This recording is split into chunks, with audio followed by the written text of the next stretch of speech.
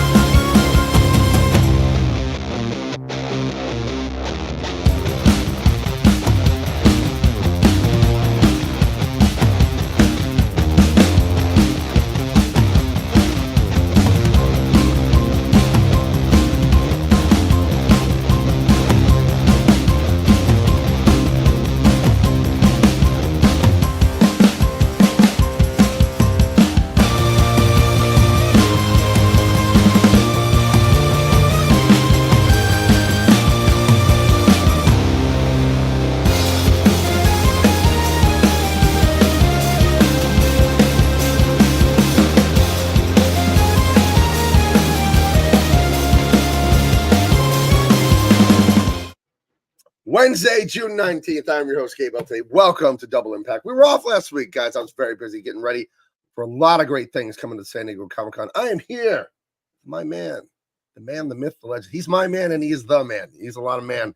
Here he is, the Midnight Lover himself, the great Jericho Green. How you doing, friend?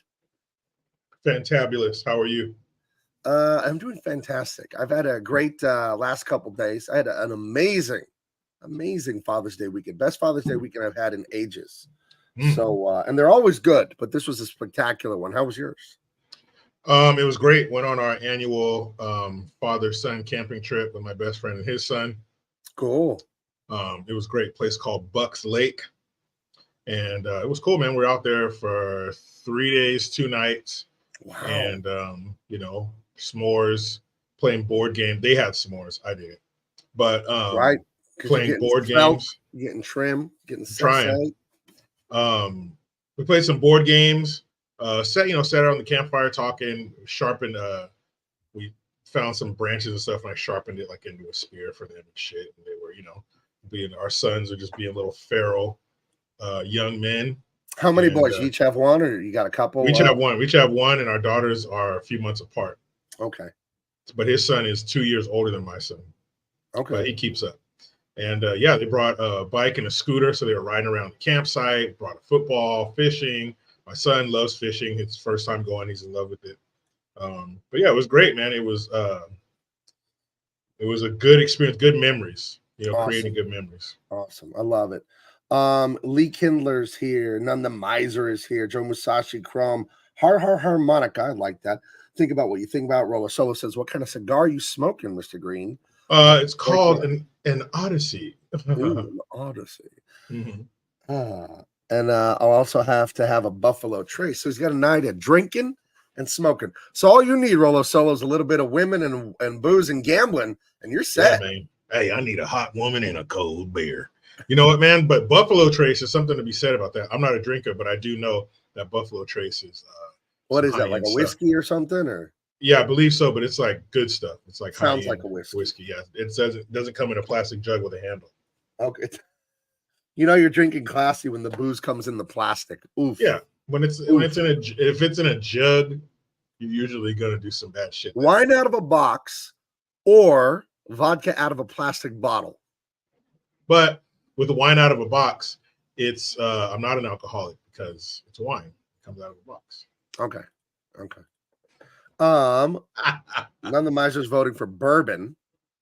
And Brandon says, happy hump day. Glad to see you fellas back on the others. But yes, I was just too busy. I got all kinds of great stuff coming for Comic-Con because I have my booth 1705 on the show floor at the San Diego Comic-Con. Starting on my birthday, July 24th, we'll have a party at Basic. That's 410 10th Street on the corner of 4th and J. We'll have official announcements of all that. Some fun guests are going to be coming by that. A meet and greet there at Basic. July 24th, 7 p.m. That'll be a lot of fun. And then every day at the San Diego Comic-Con, the 24th through the 28th, you can come visit me and get your Dean Cain comics and some other stuff I might have at my booth, 1705. All will be revealed. It's going to be a good time. The poll of polls tonight, the poll always upsets me, Jericho, and I think it upsets you too, because it only gives you 4. And I wish it would give me 40 because, you know, best on-screen fight, Bruce Lee versus Chuck Norris, Jackie Chan versus Benny the Jet, Rocky versus Apollo, Van Damme versus Rock. I put this up, and no sooner do I put this up, None the Miser comes in and reminds me about what I think is the greatest on-screen fight, the Roddy Piper versus Keith David in They Live from John Carpenter from the 80s. It's over 8 minutes long in an alley involving 2x4s and pile drivers. It's an amazing fight. So honorable mention to that fight in They Live. It's a fantastic on-screen fight. You know what, Gabe? The only time the poll pisses me off is when you cheat. Other than that, I don't have a problem with it. I cheat almost every time on the poll. There's nothing at stake here. We're not talking about creamy peanut butter or seafood, so I will refrain from cheating this time. Well, at least you admit it. I respect it. Right. Think about what you think about who's a relatively new father. I had my first Father's Day. It was pretty cool. On a side note, the town I live in had a Pride Festival the day before, which was pretty disrespectful. Yeah, highly disrespectful, very disgusting. I saw a video of a guy. He posts the inside of a grocery store, just a random grocery store, on Mother's Day weekend. You know, the week leading up to it, like the Thursday, Friday before. Right. And it looks like they had every Mylar balloon and every flower on the planet. It was packed. Flowers were everywhere on the fruit. They were all over. They had them placed down the aisles and the balloons on the top shelves and going to the ceiling. It was crazy. And then he filmed the same grocery store leading up to Father's Day weekend. And you would think that nothing was happening that weekend because there were no, not that we like flowers, but there was no like, hey, dad. And we always get lumped together with the grads, right? Dads and grads. But there was no, hey, dad. There was no, picture some guy throwing the ball, teaching his son to shave. No shit like that. And that's fine, but the juxtaposition was fucking crazy. I feel sorry for the culture at large and a lot of the fathers because they do get the short end of the stick. I come from a family, my wife and kids and my granddaughter, first class all the way. I'm treated like royalty of royalty. Do you know what they did for me on Father's Day? I asked them to, and they did it. They made me Thanksgiving, one of my favorite meals. Oh, nice. My wife brined a turkey for 3 days, homemade gravy, homemade everything, and the stuffing, which you hate, which I love. I do. We had cranberries. It was just like November. It was like Thanksgiving, and we still have tons of turkey left. I love Thanksgiving. One of the best meals. We tried to make every ingredient homemade. It was delish. It was delicious. They got wonderful presents for me. I got a new flat screen TV, a 65-inch 8K. Oh yeah, nice. Beautiful TV. Those in the living room. Yeah, those are. Yeah, because mine, the one I currently had was like 5 years old or something like that. And they got me an awesome Samsung TV. The picture's so much better. And then we went out and got some dessert stuff. And then we watched Dune 2. I didn't see it because I didn't like the first one. I love the Dune books. Some of the best science fiction books I've ever read. And the first movie was like, eh. The second movie, recommend. Not woke, not girl boss. It's good. It's violent as hell and just gorgeous. As an illustrator, as a designer myself, the graphic design, the costumes, the vehicles in Dune were just outrageously beautiful. Mm-hmm. So I recommend Dune 2 if you haven't seen it. It is not a girl boss mess, thank God. Well, I have a question. Go ahead. No. Go ahead. Finish up. Well, I was going to go into more of the weekend, go back to Friday for the movie premiere and all that I went to. But if you had something else, let you do that first because this will be a little long. So, well, question and a comment and a question. Isn't it a shame that when you're selling a new movie, you have to say no woke bullshit? It's a good movie. Check it out. And the question, speaking of new TV, new picture, 8K, did anybody get you a Blu-ray player? No, I still don't have a Blu-ray player. Yeah. Hello all from Tari, my great friend Tari. I was up in your neck of the woods, Tari. I was in Santa Monica. Tari's a Los Angelino. In Santa Monica. Think about what you think about. We get the shaft on Father's Day. Well, I'll tell you this. Somebody got the shaft. Hey! Oh! We give the shaft to get the shaft. I think they're the same. Damn. Brandon, I still got my Crow 4K Steelbook that came in the mail. Can't wait to watch in 4K. That's going to be awesome. Gabe, I do need to send you a Blu-ray. Oh, please, don't worry about that. I will get one eventually. I will get an Xbox, no, you whatever won't. the new Xbox or a brand new PlayStation or something. Gabe, how long have you been needing a new Blu-ray player? 4 years I've been talking about buying a Blu-ray player. I just don't watch a lot of TV. So I feel like... But you have the movies, though. I do have them, just to collect them. And they're for watching, though. You know why I bought stuff on DVD and stuff? Because I love it. Like, I want to have Rocky. I want to have Star Wars. I want to have those things. I fear them editing it in the future. Like, oh, that was toxically masculine. And then just take something out. And then that's all stupid. I bought The Office on DVD, all 8 or 9 seasons. And I've never even opened the DVD. But I bought it because I know they will change it eventually. Because that Office is 20 years old now. It came out in 2005. It's almost 20 years old. There's so much stuff there that is not politically correct. Racial jokes, gay jokes in The Office. It's actually funny.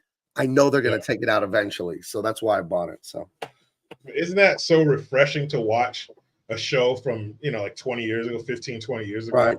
And the shit that they would say and how great it was to just... It was awesome. laugh. One of my favorite jokes on The Office is the boss, Michael Scott, gets in trouble for telling the Chris Rock N-word joke. Yep. So everyone has to do racial sensitivity. And what they do to break stereotypes is they write on a postcard a race or a minority that they're, and they have to hold it up, and you can't read your own. And the person in front of you says like stereotypes to you. And perfect. So Pam has one on hers and it says Asian, and Dwight's sitting there reading. He's all, no, he has Asian on his, Dwight, and Pam is reading and she's all, some people say, I don't agree with this, that you people aren't good drivers. And Dwight goes, oh my God, I'm a woman.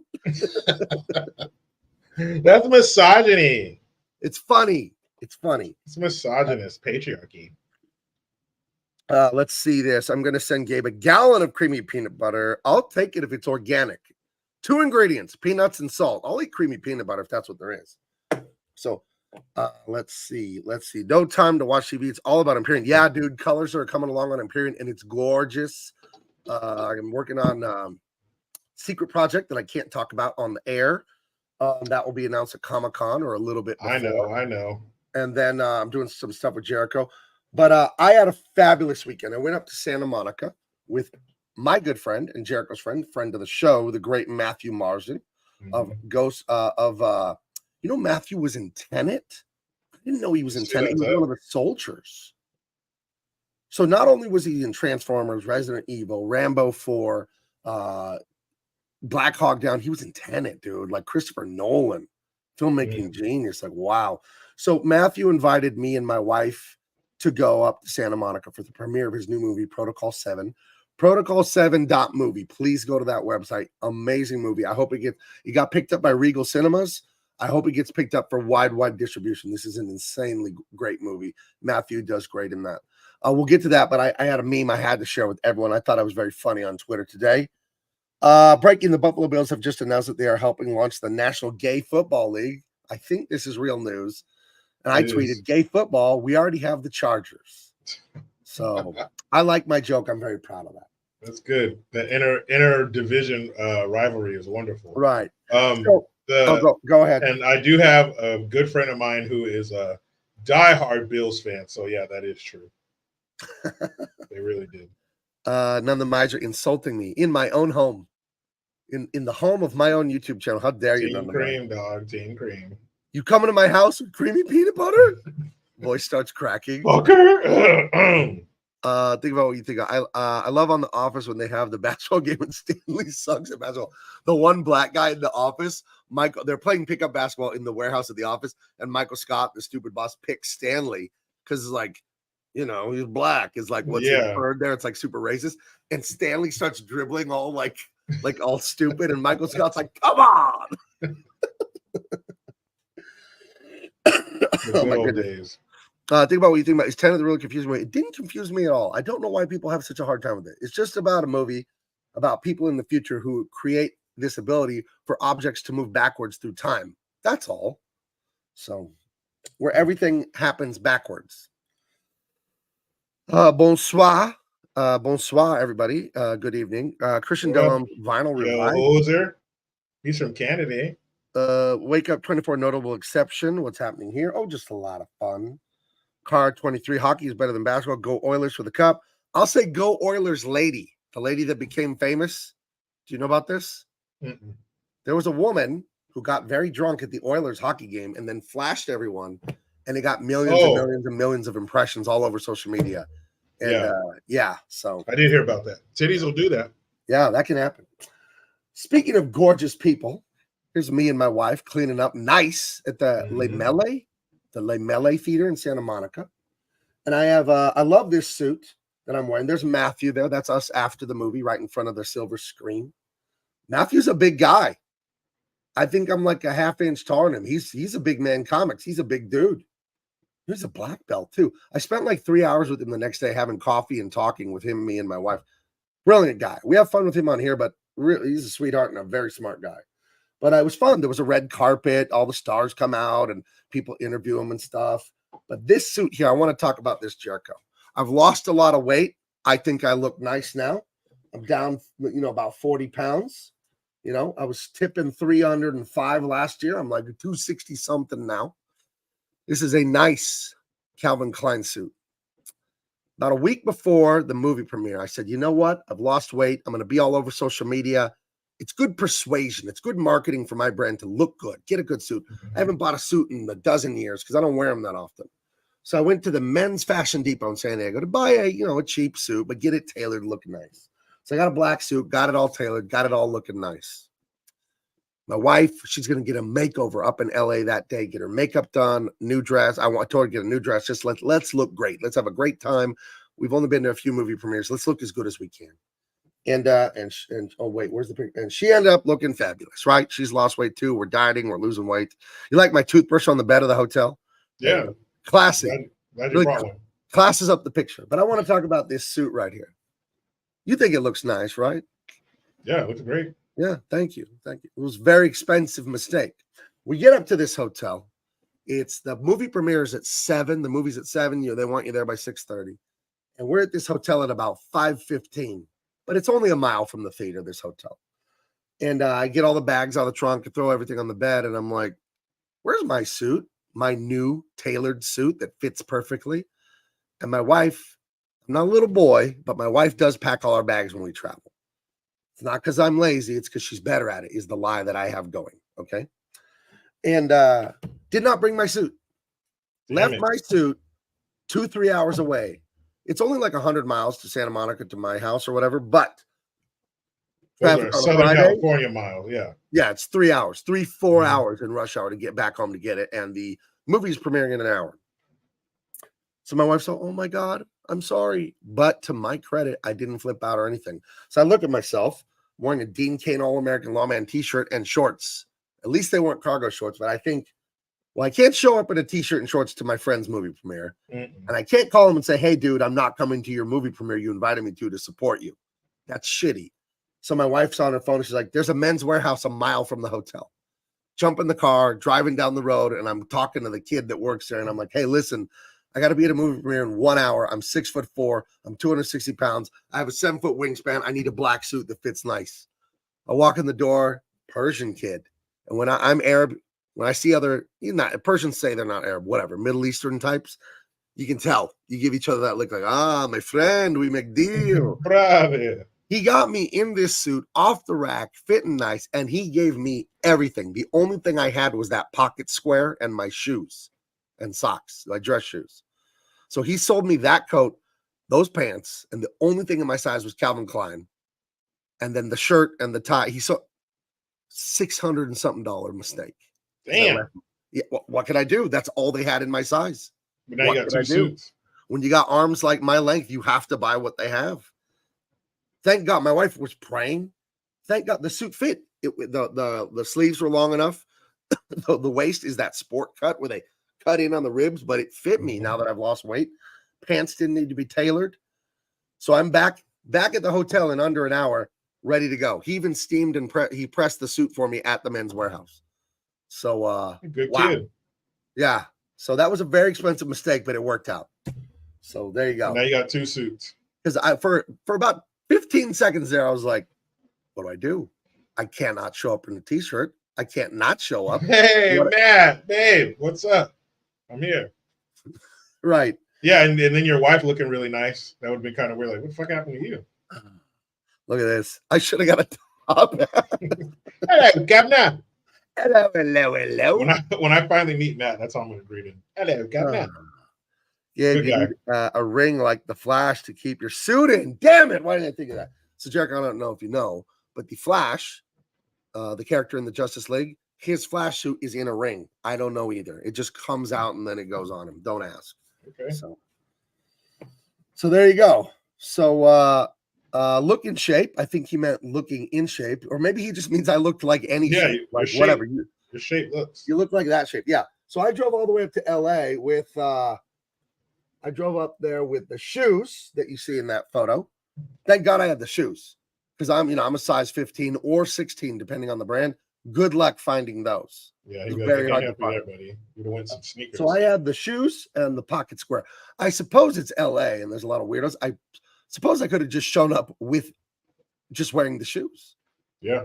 The shoes. And the tie. You want to shoe and well, no, he sold me the tie, the kid at the Men's Warehouse. Now you could have just went in your shoes. Just shoes. Butt naked with the pocket square and shoes. What's up? I'm here. There you go. I'm here. Let's watch the movie. So that is the story of how I wasted over $600 to buy a brand new suit. So it worked out. There you go. So Michael Coulter. Okay, last item of business for we see whatever else Jericho has, and then we'll get into the movie. Guys, I saw this online. Let's all cross our fingers and hope it can come true. Lethal Weapon is moving forward with Mel Gibson set to direct Lethal Weapon 5. I hope so. Yeah, with Mel behind the camera. I imagine he'd have to do some kind of cameo because you can't do Lethal Weapon. I think he would star. Wouldn't they star? They're both too old for this shit, right? They would star in it. I think, but because the only reason I would think that would be weird is, and maybe, it's Mel Gibson. He's directed great movies. He's been in great movies. So maybe he can figure out how to make this flow. But Lethal Weapon, even Lethal Weapon 3, even Lethal Weapon 4, yeah, with that ridiculous one with Jet Li, he was still the high-flying, leap before you look, ass-kicking, gun in the waistband Riggs. So how are you going to be that when these guys are, in their 70s? He's 68. Danny Glover, I think, is near 80. You know what I mean? Yeah, and Danny Glover's a woke bitch, too. Yeah, he's super fucking old. So how are they going to make this work? And he wasn't. You know how they'll get this to work? Danny Glover's 77. He's 9 years older. Mel is 68. Here's how Danny Glover gets it to work. He has diplomatic immunity. Diplomatic immunity. But, and yeah, I mean, he is old. Like, he's older. He's almost 80. So how are you going to make these two still work? All I'm saying is if they make this movie and film it in LA, I'm driving up there and I will worm my way into being a background extra. That's what I will do. And here's how the fantasy goes. I mean, I'm just a background extra. I'm drinking a soda in the mall when the shootout starts in the movie. But on like day 2 or 3 of me being an extra, Mel Gibson notices my size. Says, "Hey, buddy, you ever acted before?" And I'm like, "No, sir, but I do improv with my friend Jericho on YouTube." And Mel's like, "Oh, that's you. I love that show." That's what he says. It's my fantasy. Let me play it out. So I love Double Impact. I should come on sometime. I'm like, right, sure. He says, "How do you feel about being like a bad guy with a Mac 10 or an Uzi?" I say, "What about both?" And he hands me both. And I have a pivotal shootout with him and Danny in the movie, So that sounds good, man. I'm already calling him Mel and Danny, by the way. We're already on a first name basis. Mel, Dan, babe. Well, hopefully, maybe he'll let you kill him. Maybe he's like, you know what? I'm such a fan of your show. I'm gonna let you kill me in my movie. But right. I think Mel Gibson being the director is going to help block the woke bullshit from being in it. Let's hope so. Listen, Warner Brothers, if you're out there, by the way, you owe me my quarterly royalty check in early July. Let's go with the royalty check. Make it happen. There's a thirst. There's a hunger in our culture right now. Some would say there's a need for non-woke, high-flying, masculine, testosterone-driven entertainment. See Top Gun Maverick, right? People really want this. And you guys belly flopped with Mad Max Furiosa, which I heard is not totally woke, but people thought it was. You need to make that money back. I'm telling you, Lethal Weapon 5 is a pile of money sitting on the table. Just take it. Just let Mel do Mel. No woke. I promise you, you will love how much money it makes for you. Ugh. But can they? Can they? Let's hope it happens. You know how Hollywood is. This is getting made, that's getting made, and then it just, whatever happens, happens. Yeah, even with big stars like that, you know, superstars, A-listers. I would say Mel Gibson's an A-list actor. Well, let's hope it happens. Yeah. Real quick, how was the movie Protocol 7? It was fantastic. I told Jericho all about it. Now I have to be very careful because this is YouTube. They don't like certain things said. This movie was about the medical industry and about real life things that are in court and have happened. About the medical industry and things and products the medical industry makes. Protocol 7 movie. Can't say much about this because of the way YouTube kind of is about these things. But if you think it's what I'm talking about, it's what I'm talking about. So I can't even say the name of the company at the center of this story because I don't know what YouTube will do. So yeah, you know. it's fantastic. It's fantastic. It was just in New York and LA, the movie, but then the director, Andy Wakefield, he said it got picked up by Regal Cinemas. So they're putting it in tons of Canadian Regal Cinemas and tons of American ones. And I've called as many, you guys know I'm on the news a lot, Newsmax and OAN and Fox. I've called everyone I know, said, here's Matthew, here's his movie, please get him on and talk about it. I wanted to get like a Sound of Freedom thing where it gets that grassroots thing going. So I want a favor from all of you in the chat right now. Bookmark, whatever, protocol7.movie. Check this out and tell anyone and everyone you know. Please do. It was fantastic. And it's very important. It needs to be seen. So, Gabe, Sir?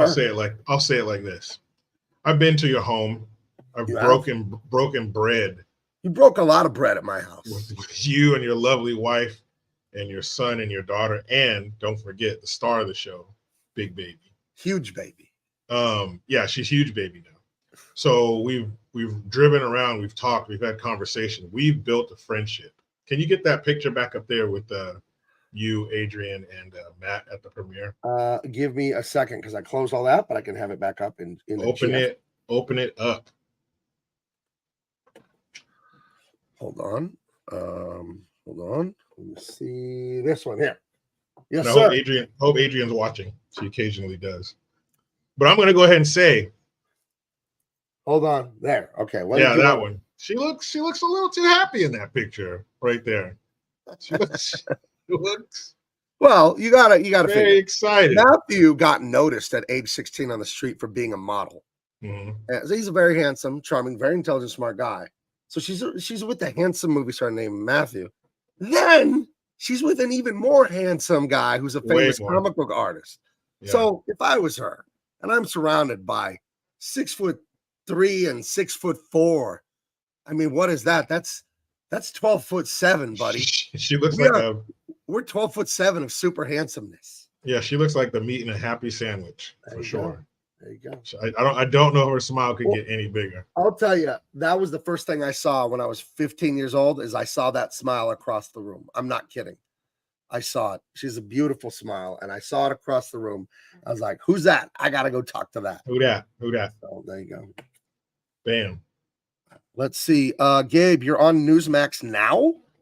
I'm on TV. I haven't done an interview there in a few weeks. Wow. Well, I was on Tyrus's Outkick the Coverage thing for Fox like 2 weeks ago. I'm all over TV, baby. I love doing interviews. I think they're fun. I said, wow. Okay. Oh, you're on Newsmax. Wow. I was going to say, what are they replaying? Because they do replay interviews. So I'm like, I guess they're replaying an interview. I'm going to have to watch Hulu TV to see you on there. Yeah, I've done Grant Stinchfield's show a bunch. He was on Newsmax. He's no longer there. He's on Real America's Voice now. So, and I've done that channel with Amanda Head and John Solomon, and it's fun. I love doing those. I'll be on Ron Coleman's podcast soon. I think I'm going to record that next week. That'll be a lot of fun. So it's a video and audio podcast. So I thought for a second, I thought you meant Ronnie Coleman. I was like, oh shit, that's crazy. No, Ron Coleman, the great lawyer, the great attorney. So there's an update from a fantastic weekend and a little sweet one. I sent my dad a gift in the mail. He's Middle Eastern, and I don't know if you know, but a big part of Middle Eastern cuisine culture, dried fruit and nuts are huge over there. Mm-hmm. The word candy is an Arabic word, and it comes from curing fruit with sugar. So kind of like dried fruit like that. My dad loves dried fruit. He loves nuts. So I got him a big gift basket of all kinds of nuts and dried fruit. Amazon delivered it to his house on Friday before Father's Day on Sunday, and he didn't find it till Sunday. He didn't know it was there. So he called me all like grateful. Kind of, I could tell he was a little like sensitive, like in Spanish, it was sentido, like where someone's like, they want to cry because they're happy. He was like, oh, well, I got the thing. Thank you so much. And so it felt really good to, treat my dad nice, give him a nice moment there on Father's Day. My brothers are over there with him in Colorado. And then I took my wife up in the evening to go see her dad. He lives north of us, about 15 miles. So altogether, Father's Day was outrageously great. Outrageously great. That's good. Yeah. Excuse me. Oh, goodness. Anything else? Are you ready to dive in? I'm ready to walk to the edge of this diving board and jump on in. Were you a big swimming guy growing up? Because I love to swim. There was a country club not a country club. There was the High Country West Club. Mm-hmm. The neighborhood I grew up in was called High Country West, and the swimming club and tennis club was the High Country West Club. And we would go there all the time, me and my brother, all the time. I love swimming. I've been able to swim since I was about 3, and I'm a huge swimmer, and I love the diving board. Would do flips and spins and all the shit on the diving. Were you that guy, or are you not crazy about the diving board? No, I never did the diving board, but we didn't live near a pool because where I was, the weather just wasn't good for that. But we had the municipal pool. We go to the beach a lot, living on the coast. I didn't really get good at swimming until I was older, so after I got in the Navy. But my kids, both my kids, especially my daughter, she is a great swimmer. She swam in the ocean. She swam in lakes and pools, so I'm so glad that she's such a strong swimmer, and she loves to do it too. Cool. Yeah, I haven't been swimming in a while, but I absolutely love swimming. Big baby's taking swimming lessons, so it's great. Yeah, and my wife, she had a pool growing up, so she's been swimming, since whenever. She's a great swimmer too. That was her non-negotiable as a parent. She's our kids will be water safe. Good. Yeah, Speaking of water safe and swimming, let me show you this. I saw another great Twitter one I wanted to show you guys. I don't know where this lake is, but it's the perfect way, they say, to watch Jaws. Now, would you do this? Hold on, let me bring it up. You go sit on like an inflatable whatever and watch Jaws on a big screen outdoors in a lake. That's a great idea. I would do that, of course. Yeah. And everybody there knows that Jaws isn't real, but man, that'd be scary as shit. Right. To do it would that. be scary. That's a good idea. Yeah, I'm not afraid of the ocean. I'm a very strong swimmer, and I don't surf anymore. I haven't been surfing in about 10 years, but I surfed, in middle school and high school and all that, because you live in San Diego, you surf when you're young. And it would get weird sometimes, because the way you surf, for those who don't know, you paddle out, then you just sit on your board and you wait for a set to come in. A set is like the waves will come in groups of like 5, 10, 15 waves, and then they stop and the waves come again. And so you just kind of would sit on your board and wait, and your imagination could get a hold of you. If you're just sitting there with your legs in the water, you just start thinking about a big old octopus or sharks or something. Nothing ever happened. I remember one time I thought I was cooked. I was surfing and I saw this big gray thing come right next to me. I'm like, oh my God, is this really happening? And then it was a dolphin or whatever. So it's like, okay, never mind. Yeah, but you definitely shit your pants for at least a second or two. Like, this is it. Like, damn it. All the people who told me, what are you doing? So there you go. Yeah, watching Jaws on the water. I've never seen Jaws. Have you? I have seen it after I was an adult. But yeah, I mean, that's one of the greatest movies ever made. Right. I need to see it. Yeah. And the shark, I don't even think it's in most of the movie. You don't even see it till the end. It's just Right. the buildup and the psychological angle, just playing on everybody's fear of deep water, the ocean, sharks, all that shit. It was great. Jaws 5. We should have stopped it 2. Yeah, they should have, because 3 and 4, oh my goodness. Oh my goodness. The Way of the Dragon, starring Bruce Lee. That was my gong that I did. Thank you. Is this Danny Bonaducci here? A little bit. Little do you know what you're going to grow up to be, kid. All right, you want to get into this one? I mean, you're the Bruce Lee maestro. I've seen these movies each exactly one time, the Bruce Lee movies. Oh man, I definitely can't say that. Yeah, this is the beginning. He's arriving in Rome, so he's been called to help his family members who own a Chinese restaurant in Rome. He's been called to help them get rid of these bad guys who keep harassing them because they want to buy their restaurant. They want the property. So this is him arriving in Rome, trying to figure out the money, and people kind of looking at him weird because, I don't think they would be looking at him strange that he's a Chinese guy in Rome. This is 1972, so it's not like, way back when. Right. But he's dressed like a Chinese dude in China, in Rome. So I think that's part of the reason why he's getting some weird looks. But yeah, he's just kind of arriving there, trying to find his way to the restaurant because he doesn't speak Italian. So he's trying to, he gets in the cab and stuff and says, "Oh, can you take me here?" And when in Rome. Yeah, when in Rome. I think she picks him up. She picks him up from the airport. Okay. Have you been there? Because when you were in the Navy, you did the European and the Mediterranean. You didn't do the Pacific. Yeah. Have you been to Italy? I haven't been to Italy, but I've been to Sicily. Okay. So the little island getting kicked in the ass. Been there. Augusta Bay. All right. So is this his cousin, right? Yeah, it's like his cousin or something like that. Yeah, she's like the hostess at the restaurant. Right, his good-looking cousin. His cousin. Well, I'm surprised he didn't get, Mei Ling, the same girl who's in that one, Chinese Connection. Right. I'm surprised he didn't get her to play this part, but this is a different girl. But you'll see some of the other. He's the original Adam Sandler. He always has David Spade and Rob Schneider and those guys in his movies. So Bruce Lee has this group of guys who are in all of his movies too, just about all of them. And you'll see some of those familiar faces.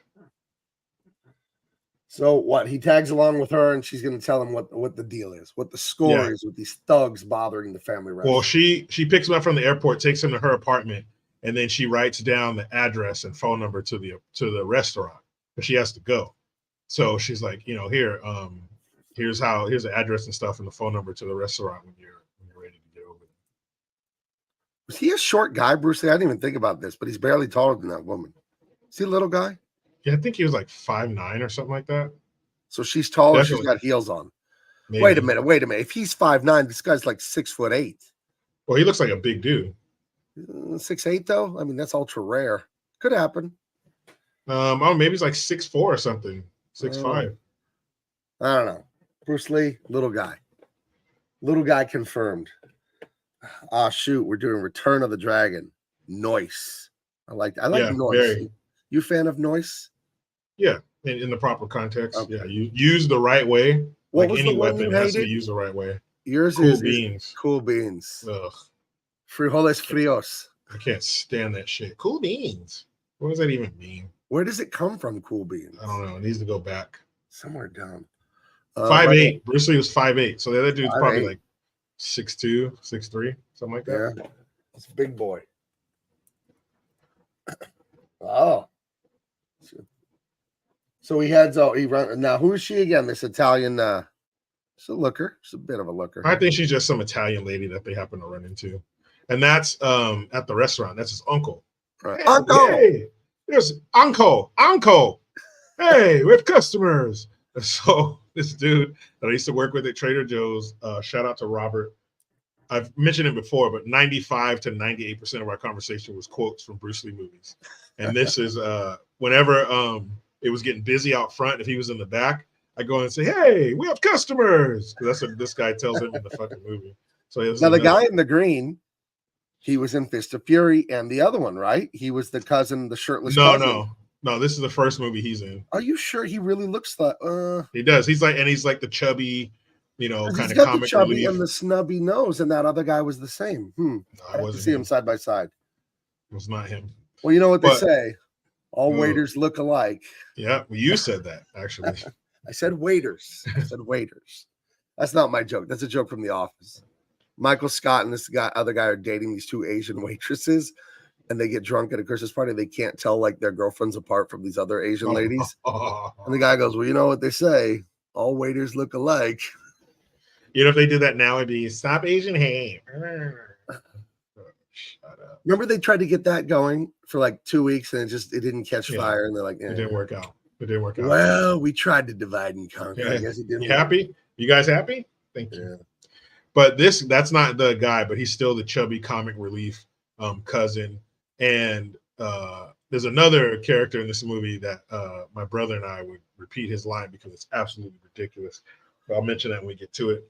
But he comes in, he's talking, hey, we need you to help us. These guys are trying to take my restaurant. And the voices they dub in this movie with, horrible. So he's telling him the situation. He's in the guy standing up. He says, hey, I want you to meet the rest of the crew. You know, they're out back practicing karate. And so he goes back there, and everybody's wearing their gis and shit. And so the chubby guy, he likes him, Ta Long, and he likes him and shit. So he's like, hey, come on, let's go meet everybody.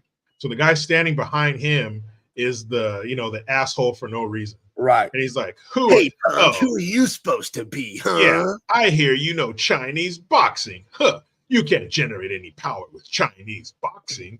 So he goes, yes, you can. He goes, it's all in the hips. He's like, you just got to generate power from your hips. And he's like, oh, yeah, show me. You might get hurt. Oh, and by the way, these guys are, all right, what are your names? Tommy, Tony, Gerald. Like they have all these names, American names. None of these dudes are named Tony. So he says, you might get hurt. He's like, oh, you can't hurt me with your Chinese boxing. So the guys have the pads, and he's like testing him out. He hits it with his forearm, tests out the one behind him, and he's getting his stance, and he's about to kick the shit out of these dudes. But then the uncle comes out, hey, come in, change your clothes. We have customers. So they come in, and it turns out to be this dude. You remember this piece of shit. Right. He's the one that had the Hitler mustache and the other thing, right? Exactly. Right. And this is the worst. He plays the worst version of this character in this movie. He's such a sniveling little quisling, such a little fucking rat. And so, he comes in and he goes, oh, it's you guys. And he goes, we want the restaurant. That's like how he talks. My boss wants the restaurant. Are you going to give it to us? I told you, I don't want to sell. And then the cousins come out in their restaurant uniforms. And hold on. Can we just take a moment to appreciate how little of the danger people knew cocaine posed back in the 70s? 1972. People did not know what it did to your mind. I mean, the signs were all there, but apparently they thought it was just happy powder. They didn't know that it would make you wear that hat and those glasses and that vest. Yeah, probably 1972. That was the cleanest fucking outfit they'd ever seen. Because he's the right-hand man to a crime boss, so he has money. So this is just like he's got women just panting dressed like this. Yeah. Well, him, I don't know. He might have women, but that outfit was. He's got someone panting. Someone's panting real hard. But so Bruce Lee doesn't know what these fools look like. So he comes out of the bathroom and bumps into this guy. He's like, "Oh, I'm so sorry." And he goes, "Oh, thank you for being here, Joe Cola. Appreciate that, man." Yeah, Joe Cola. Yeah, I'm glad you grew up on this one too, man. This is gonna be a good episode. Joe Cola's nemesis is no, but we have Joe Pepsi. And everybody goes, "Oh, all right." That's what they should rename Pepsi. No, they should rename it Pepsi. All right. I think the Sklar brothers, stand-up twin brothers, they had a joke like that. It was something like they should rename it to "Is Pepsi all right?" Or name it to, I guess, because that's what people say when you tell them, "Well, we got Pepsi." I guess. So he bumps into this dude and he's like, "Oh, I'm so sorry." And this right here, I don't know why Bruce Lee didn't three-piece this fool right in his jawline for this next move. but he has like the belt underneath his pants going around his waist, and he goes, "Oh, that's okay," and he grabs it and tucks it into his waistband. He goes, "Watch where you're going." I'm like, "What? You don't let no dude tuck nothing into your waistband?" But it's Bruce Lee. You know, he knows better than me. So the guys come out and they all get in their stance. Hey, leave us alone. They're ready to fight. And the old man's like, hey, don't fight in here. You're going to break everything. And so he goes, take it outside. And go, yeah, let's go. And they all go out back. That dude to the right or stage left of the girl, him right there. Yeah. He was the son. He was the son in Fist of Fury. Right. The one that he killed at the ice factory. Right. Which is down the street. It's down the street from the Spark factory, across the street from the steam factory. And the molten, it's sad too, because that city was just coming up. They were about to build a fire factory, and then they sent it to Mexico instead. That factory. Yeah, they outsourced it. And that was real fucked up. But luckily, the Mexican fire is good though. A lot of people worried the Mexican fire is actually very good. So, but you know what kept the town afloat barely, but they're doing better now. Is the molten metal factory behind and the lot behind it. Right. Yeah. So thank God for the shout out to all you molten metal factory creator workers. Yeah. Thank you. You're the backbone. The backbone of this economy, making that molten metal. With the soot on your face and the hard. My grandfather, before World War II, after during the Great Depression, actually, my grandfather worked at a spark factory in the day and a molten metal factory at night. You know, see, that's when men, you know, were out there working hard, building this country. Right. You know, my great grandfather, after World War I, he also worked in a molten metal factory. His nickname was Smelt. That's what they call it. So I like to pay tribute to him. He said it was fun. You know, he said it was hard work, but you know, you do your work, and then on your lunch break, he said there were always martial artists fighting. You know, there'd always be a fight by the molten metal. So. And then you know how they knew it was the end of their lunch break? Once one guy fell into the molten metal and died, and the other guy said a one-liner. No, the one guy falls to his death. He goes, "Watch your step." They knew lunch was over when they heard the police sirens, because they knew the fight was over, because they always showed up, you know, after the good guy. The good guy beats the bad guy. Hardworking men, hardworking all of them. And you know what? My great grandfather used to always say, "Hey, I could be working in a spark factory." That was always funny. None the Miser. Cool Beans dates back to Cheech and Chong. Well, thank you for bringing that up. That makes a lot of sense, because I think Cheech and Chong sucks. I've only seen one of them. It was Up in Smoke, and that shit was pretty fucking funny. I don't know. I hate weed. I just hate it so much. Well, there was more than weed in it. That makes you feel know, bad. but just weed culture just irritates me, man. It was the 70s, man. They were in the courtroom, and he went to drink the judge's glass of water, and he spits it out and goes, "That's vodka, man." Okay, that's a joke. Like, yeah, it was hilarious. You had to see it. Anyway, so let's hold on real quick. Weapon X has a very important question. Gabe and Jericho Green, JG as his friends call him. Which decade do you guys think had the best fashion style and the most ridiculous? Are you saying one decade had all of it at once, or what 2 decades? What decade had it all? I'm going to take it as 2 different decades. Right. I would say best fashion would have to be the 40s. Because of the 60s, then you're getting into this stuff. You're getting into that outfit the guy was wearing, the weird colors, the butterfly collars, and the strange acid trip print shirts and stuff. And I like the 50s too, but I'm a bigger fan of the 40s. Yeah, that classic look right there. The hat, the 3-piece suit, the long coat. You know, everybody just looks so dapper. The women. I'll tell you this: look good, feel good. Feel good, play good. That's what Coach used to say. You know what I mean? There's something about getting a suit that fits you correctly, getting your hair done correctly, your beard, everything, getting it all straightened out. You feel good. You feel good. Great. But I think, and everybody, even dressing down, even if you were working in the yard back then, you still had a button-up shirt, slacks. You know, everybody looked so dapper back then. So I would say 40s had the best style, men and women. And the most ridiculous, I hate to say this, was probably the 80s.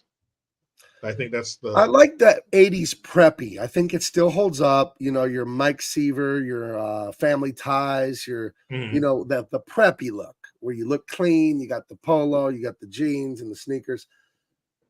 But like a Hughes Brothers high school movie, The jacket with the rolled up sleeves and the colors. Nah, that shit was. I love the way Don Johnson looked in Miami Vice with the sport coat, with the t-shirt, with the sleeves pulled up on the. I thought it looked fresh as hell, man. Yeah, Don Johnson, linen but not pants, not like Ducky or some fool like that. Like, no, I thought. I like 80s style. The worst style to me is seeing a kid right now at the grocery store in Cookie Monster pajama pants. No, come here. I almost called 911 when I saw it. Come here. Let's go out in the parking lot, find an antenna on a car, rip it off, and then tax the back of your thighs and calves for coming out in public in your fucking pajamas. We're done. We're done. Right. If I catch you out here again, you get a second offense, your parents are going to jail. Just so you know. Joe Musashi misses the 80s. Kara misses the 90s. 90s are cool, but I think the most ridiculous fashion was the 80s. For sure. I gotta go like the 70s hippie shit. I hate all that. Like, come on, man. But I don't think this is worse than anything in the 80s. But I don't think, but back then, like, it wasn't eccentric like it was in the 80s. The hair and the neon colors and shit, it was just crazy. I'm not a fan. That's probably the only thing I didn't like about the 80s. Everything, the 80s is my favorite decade, but the fashion, we could do with that. I don't know. I don't know. I hate dirty hippies. Dirty. You know how you hide $100 from a hippie? Put it in the shower? Under a bar of soap, yes. Yeah. Yeah, it's right, man. You don't need to like shower, man. All that grime is from nature, man. Yeah, my natural musk, man. The ladies love it, man. I missed the no holds barred comedy of yesteryear. Oh yeah. Anything pre 2010 is just gold. What year was Bulletproof Monk? I'm curious. 2003. But I don't think that was meant to be a comedy. I don't think it was a comedy. There's nothing funny about that movie. That movie was upsetting. It was fucking stupid. That was a bad movie. You didn't even finish it. The guy that directed it was not. He never directed a movie before. He was a rock music video director. So I can tell. Yeah, it's a bad movie. It's not the worst though. The worst movie is Junior, when Arnold Schwarzenegger has a baby. That is the worst movie of all time. Second worst movie of all time is Deadpool. I hate both those movies with a passion.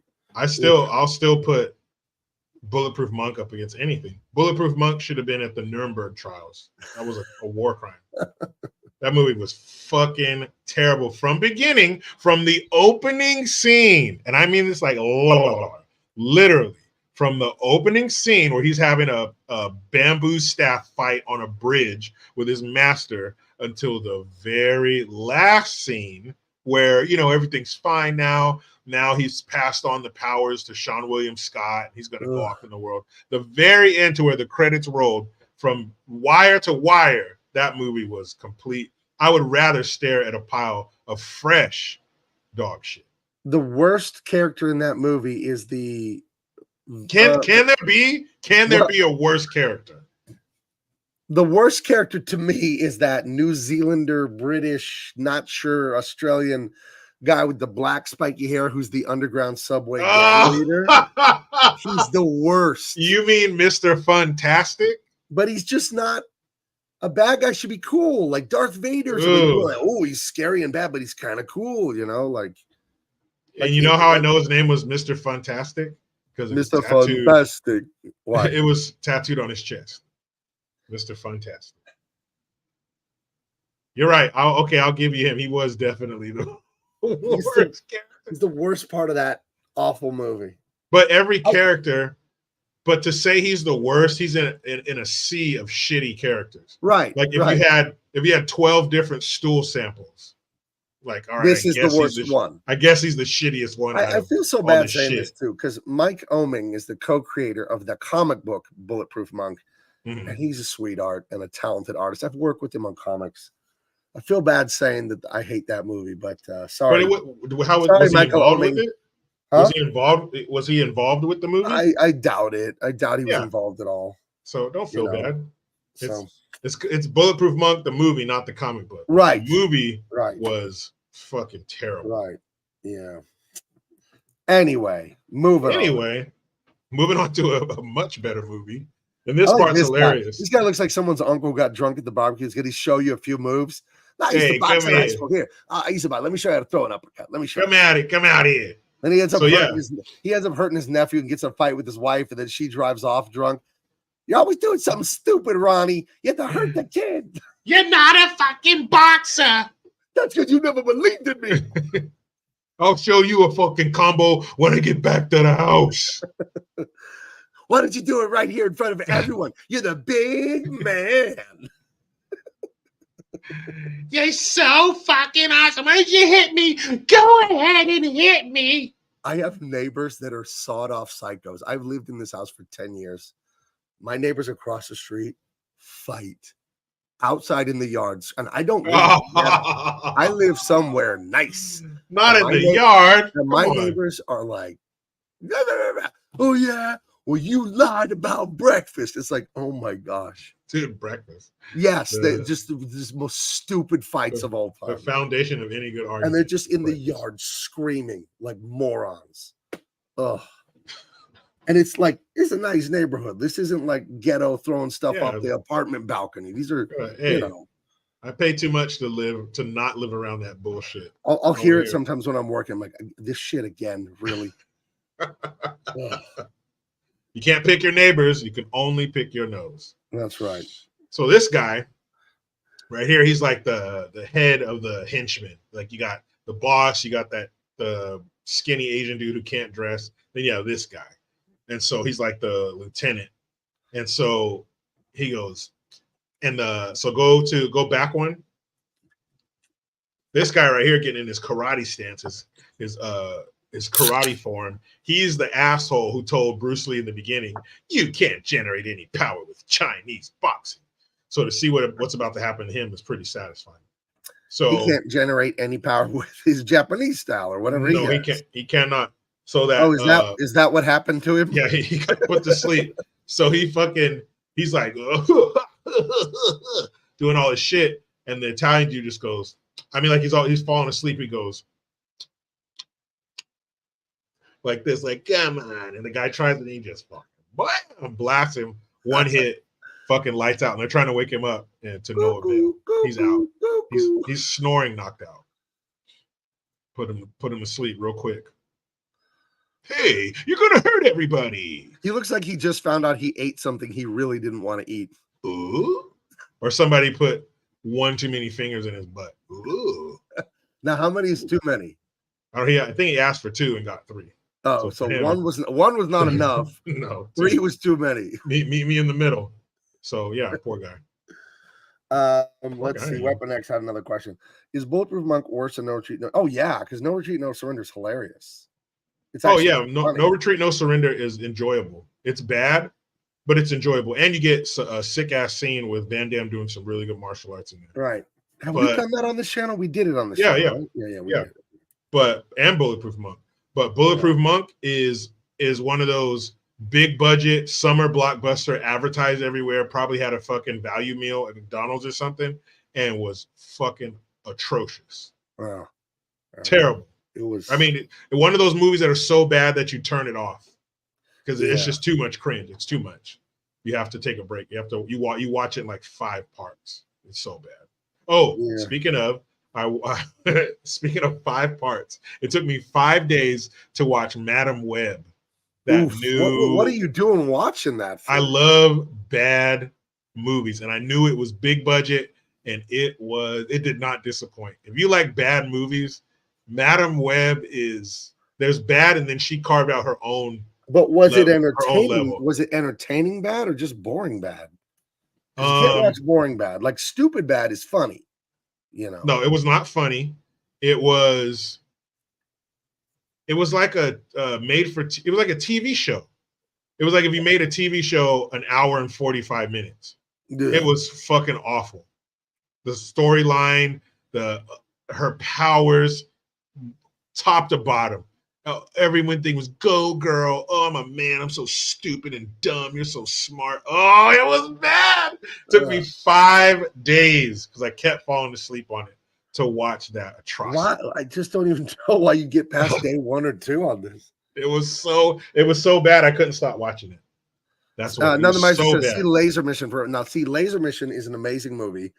because it's a terrible movie that's fun to watch. Oh man, it is fun to watch, especially it's a when, whole genre on its own. Is what we called in high school, me and Merlin, my best friend growing up, stupid movies. We'd be riding the bus home in middle school or the beginning of high school, and it'd be a Friday, and like, hey man, you want to do stupid movies tonight? Walk over to the video store and just rent something like Laser Mission or whatever like that, and just laugh our heads off, just watching this crap and eating crackers or whatever, you know. Do you want to see Brandon Lee as a Cuban? Then you need to watch Laser Mission. You want to see Brandon Lee try to do like an accent like this that does not sound like any discernible country you ever heard of? With a mustache? That and mustache was medium brown shoe polish on his face. Oh, it was bad. It was so the one soldier, they do not know she's a senorita till her boobs come out at the end of the movie. But you didn't know that was a woman? I knew. But at least it was 1985. At least you could blame it on 1985. Bulletproof Monk, it was what, 2003, and Madam Web was, I think, this year. It was, oh man, oh man. Mike has bad knees. Mike, I hope your knees get better. What's bad about these modern big budget movies is somehow they look cheap. They're where they're spending the money is a mystery. Who the hell knows? You're totally right. I heard a visual effects artist for one of the big studios. I don't remember if it was Disney or Warner Brothers. They probably worked for all of them at different times.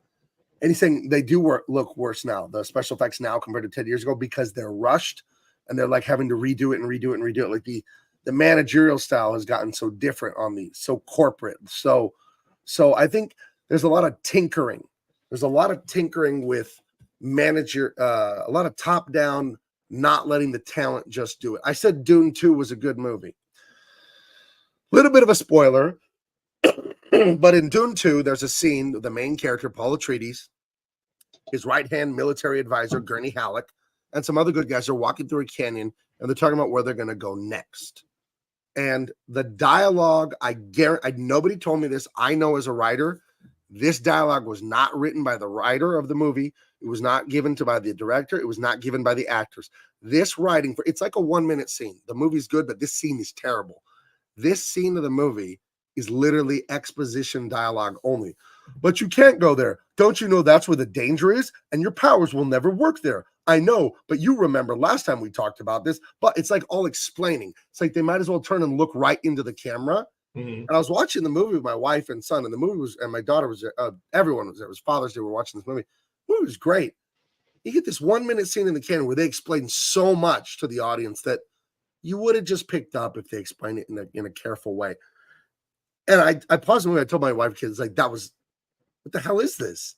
Like, you could just, it sounds like it's another language. It's like record scratch. Like, you could tell that's an executive meddling with the artists. And I think what you were saying earlier there, whoever made that comment about the visual effects, Mike's bad knees, I guarantee you that's what's going on with the visual effects. You have people who are non-artists going, can you make it pop a little?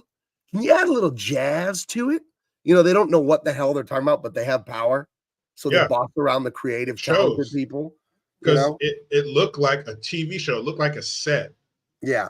On a TV show, like in a sound stage in LA. It was fucking terrible. Jericho, this is good. Could you add like 8% more zazzle to it? Yeah. Where did I put my zazzle? It was so fucking bad. Like, if you think of the most woke DEI movie ever, that's what Madam Web is. Yeah. Oh, it's so fucking bad. Yeah. I might have to watch it again. When you watch Dune, when they get to the canyon and they're strategizing, all of a sudden the dialogue changes, and it is not from a good writer. I'm telling you, it's from an executive. It's like, but the audience won't understand. Let's fucking over-explain everything in a really boring way as they walk. It's the dialogue. Nobody would talk that way. It's completely unnatural. It was bizarre. It was that weird to me. So I don't know. I don't know, but I'm a writer and I have an ear for dialogue. You know what I mean? So maybe it's different for me as someone that makes this stuff, but I think the audience is smart enough to hear that and go, what the hell was that? You know, it was very strange. So go back one. That's Bruce Lee. He's making darts basically out of wood. You know, this old country, you know, Hong Kong country kid and his old ways, you know, whittling wood. So he's making these wooden darts that come into play later on. He's gonna get some MacGyver shit going. Yeah, he's gonna fuck some people up.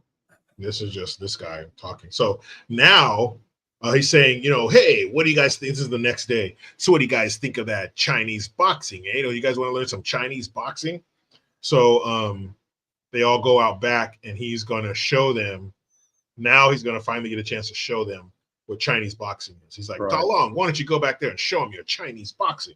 And so he goes, okay. So they go back there, and they get the pads and shit, and then you finally get to see him go off on these cats and show them what they can do. Real quick, Mike Has Bad Knees is just circling back around to that horrible dialogue in that one scene and doing, yes, that's called exposition. Exposition is 100% necessary in stories, but there's a way to do it where the audience will not feel that you're looking into the camera and explaining the plot to them. And it's the thing you learn in 4th grade when you're learning about story. Show, don't tell. Don't say, and Jericho was angry. You say, Jericho walked into his office and knocked everything off his desk. Does he sound happy to you? You don't have to say he's angry. Just show people. And it's expositious dialogue. It's overly expositious. So it's what you got to stay the fuck away from that kind of dialogue. Damn it. So, so the Japanese style or whatever style they had karate was no good. They got throttled by the thug. So it's like, maybe we should learn some of that Chinese boxing. Let's take a look-see. Yeah, because that one guy, he got knocked the fuck out in one punch. Real easy. So they got to do something. And that's not working out. So they're going to finally listen to Ta Long and let him show them some of his Chinese boxing. What was the style that he made up in real life? Jeet Kune Do, right? Jeet Kune Do, yeah. Right, okay.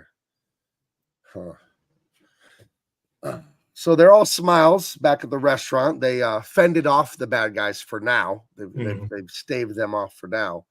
And, enjoying a meal and some talking there. But meanwhile, back at the ranch. The lair. Hold on. Do you know where that's from? Because I don't, but I've heard it a million times. Meanwhile, back at the ranch. Is that a literary reference or a movie reference? Or I don't know. I've heard it a bunch, though, over maybe on a TV show or something. I'm going to Google it. But go ahead. Please keep explaining. So this is back at the bad guy lair at the boss's office, and that's the boss.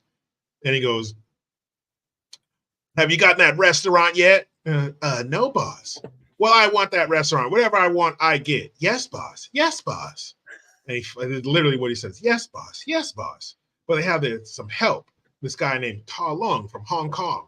One man? You can't beat one man.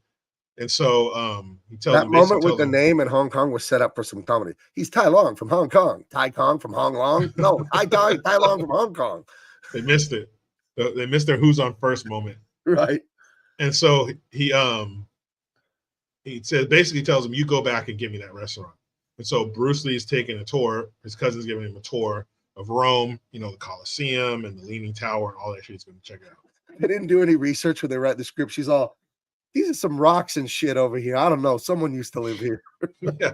Some old fuckers wearing togas. They were over here. I think it's pretty old, like at least like 100 years or something. I don't know. At least 25 years. The corner spot fedora for $8. Dude. Even if that thing was $8, he overpaid. He overpaid. He got money. He put a label on there. He bought that shit. Money's no object, baby, when you're rolling with me.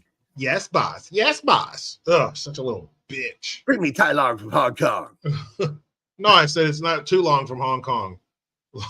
Ping pong in Hong Kong? No. Tai Long wants to play ping pong in Hong Kong. But Hong Kong is too long for Tai Long to play ping pong. What? Be quiet, you ding dong. I said Tai Long is playing ping pong in Hong Kong. No, ding dong's not Tai Long. He plays ping pong in Hong Kong. Look, if you say another word, you're going to get shot. That's it. Oh, shit. Okay, so long. That's it. He looks like he's making a face like she's explaining. When women tell you a story about their girlfriends at work or church or something, and by the time they mention the third or fourth woman in the story, you can no longer follow the story. And I'm at the point in my marriage. I'm almost married 28 years. I'll tell my wife, honey, I don't know what this story's about. Can you please just tell me what happened? Yeah. So, well, she lied to her. You told me that 8 minutes ago. I've told my wife that before. I was like, honey, you are the worst storyteller ever. She just knows. And then so I was like, damn, I went over here. And oh, man. Get to the point. Just write it down. Where are the cliff notes? Give me the cliff notes to what happened. So wrong, so wrong. Dong No, wants you're to play so ping wrong. pong with Tai Long in Hong Kong. You're ding so dong. wrong. I'm not so wrong. I'm Ling Long. I play ping pong with Ta Long from Hong Kong. Is that wrong?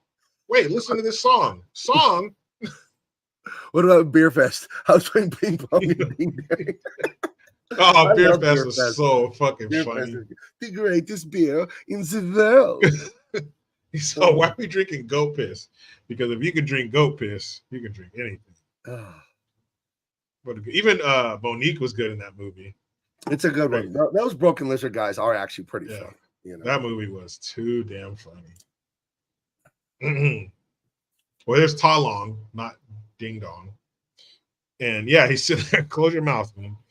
And she's just showing him all the different sites around the city. It was kind of a weird scene. He looks like he realized he locked his keys in his car. He's like, oh, I did leave the oven on. Or there's a guy standing on a ladder with his dick out. One of the two. So when in Rome. Why is the guy on a ladder? Because he's like up, like this. His head's kind of tilted.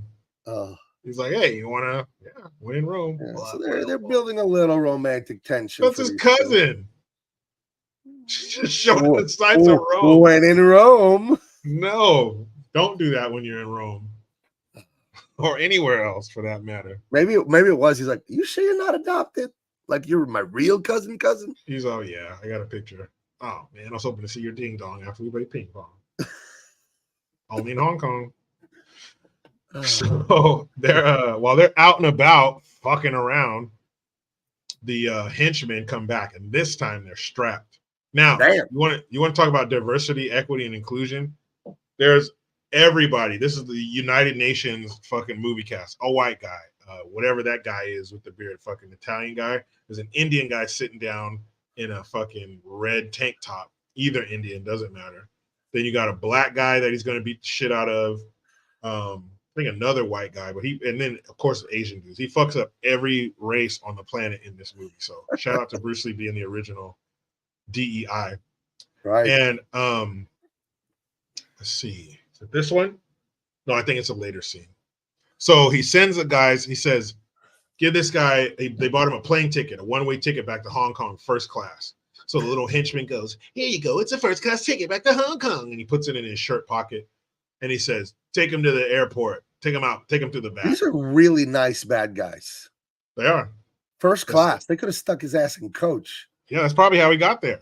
Coach from like Rome to Hong Kong. That's got to be like a 12-hour flight or something, right? Yeah, you got to go first class. So they probably wanted to make it an offer he couldn't refuse. Here, we'll fly you first class, chump. So he tells him, take him out back. And so he fucking whoops up on this dude. So he comes running back in. Boss, he got away. Go get him, you idiots. So they go out there. So now everybody's going to get their ass kicked. And so they send out the Indian dude, and he pulls out his nunchucks. He pulls out 2 pairs of nunchucks. He pulls out one, and then 5 more guys come out. So then he pulls out 2. They got their chains and their switchblades and shit and their pipes. So he just This guy has a motherfucking chain. That guy has a switchblade. Yeah, man. Jeez. They're out for blood. But unfortunately, these 3 gentlemen here don't even have one shirt between the 3 of them. No sleeves, and the other guy has no shirt. They got 3/4 of a shirt between them, and they have their switchblade. The black guy has a switchblade. Whatever that guy is in the middle has a chain. The Indian dude has a lead pipe, a stick. Right. But the only thing that they forgot was they're about to fight the baddest dude in China. And he commences to beating all of their asses with those 2 pairs of nunchucks. Like he would have given these guys brain damage with the blows to the head. With the Indian dude, he hits him in the forehead with the nunchucks. He just fucks. I think that would actually kill somebody if you hit them. Those things get going so fast. They generate 1,600 pounds of pressure with a full swing, like a baseball bat swing with a pair of nunchucks. It's more than enough to cave your head in like a pumpkin. But yeah, man, he just hands out brain damage to all these dudes. And what's funny is some of them get up and come back. They're like, that punch, I don't think you quite shattered my spleen. Let me come back for round 2. Oh, there it is. You lacerated my spleen. Thank you. So yeah, he breaks them all down and then goes back to goes back in the restaurant to the boss, and he grabs him. He grabs the boss, but the boss, you know, in true boss form, he like pushes his hand off him and fixes his suit, and he sits down, and he basically tells him, "Don't come in here fucking with this family anymore. This is our restaurant. We're not going to sell. Fuck off." So then he takes his homeboys and they get going. That just got me thinking. No retreat, no surrender. Like 1988, Van Damme is the heavy. Similar theme. Mm-hmm. They want to steal and take over the dojos, right? Mm-hmm. Imagine if Bruce Lee didn't tragically die so young. Eventually, Bruce Lee and Van Damme would have been in a movie together. For sure. And it would have been, you know, it would have been cool to see, maybe not all of them, but maybe to see Brandon Lee remake one or two of his dad's movies, like remake Enter the Dragon. That'd be awesome. Or, you know, remake Game of Death, you know, had he, you know, his dad been alive to finish it. Or maybe even if his dad passed and Brandon Lee he stayed alive, maybe he would have finished it, you know, like for his dad, you know, finish Game of Death. But that would have been so sick to see Brandon Lee in some of these roles. Like, you know, remaking his dad's shit. Man. God knows. Yeah, because his dad was a better martial artist, but he was a better actor. Bruce Lee was not a bad actor, but, you know, Brandon Lee was a better actor, I think, you know. So, yeah. Well, and Brandon Lee was a damn good martial artist. He was. I mean, he's as good as you could be. You know, his dad was Bruce Lee. You know, he was teaching him from when he was knee high to a damn grasshopper. So, yeah, man. Brandon would have been in the Matrix, probably. Oh, that would have been sick. He was about to be a star because The Crow was a hit. That would have been it for him, man. The Crow would have put him into overdrive. He would have been one of the 90s action stars. So you would have to have said in the 90s, Schwarzenegger, Stallone, Seagal, Van Damme, Lee. You would have had to add a guy, and you know, yeah, he would have, because he's got the looks. He's very handsome. He was a good actor, very charismatic, and he was a good martial artist. He had it all. He was about to be a star. Had it all, man. Had it all. We got robbed on that one. For sure. Poor guy. Poor guy. So things just got a little bit scarier for the family restaurant there in Rome. Yeah, and he's telling him, you know, he's like, "You will not go to Hong Kong to play ping pong with Xiaolong. Forbid it." It's not Xiaolong, it's Ding Dong. I'm not the Ding Dong. You're talking about ping pong in Hong Kong. No, that's wrong. It's my favorite song. Nice dong. Nice dong. What? That's wrong.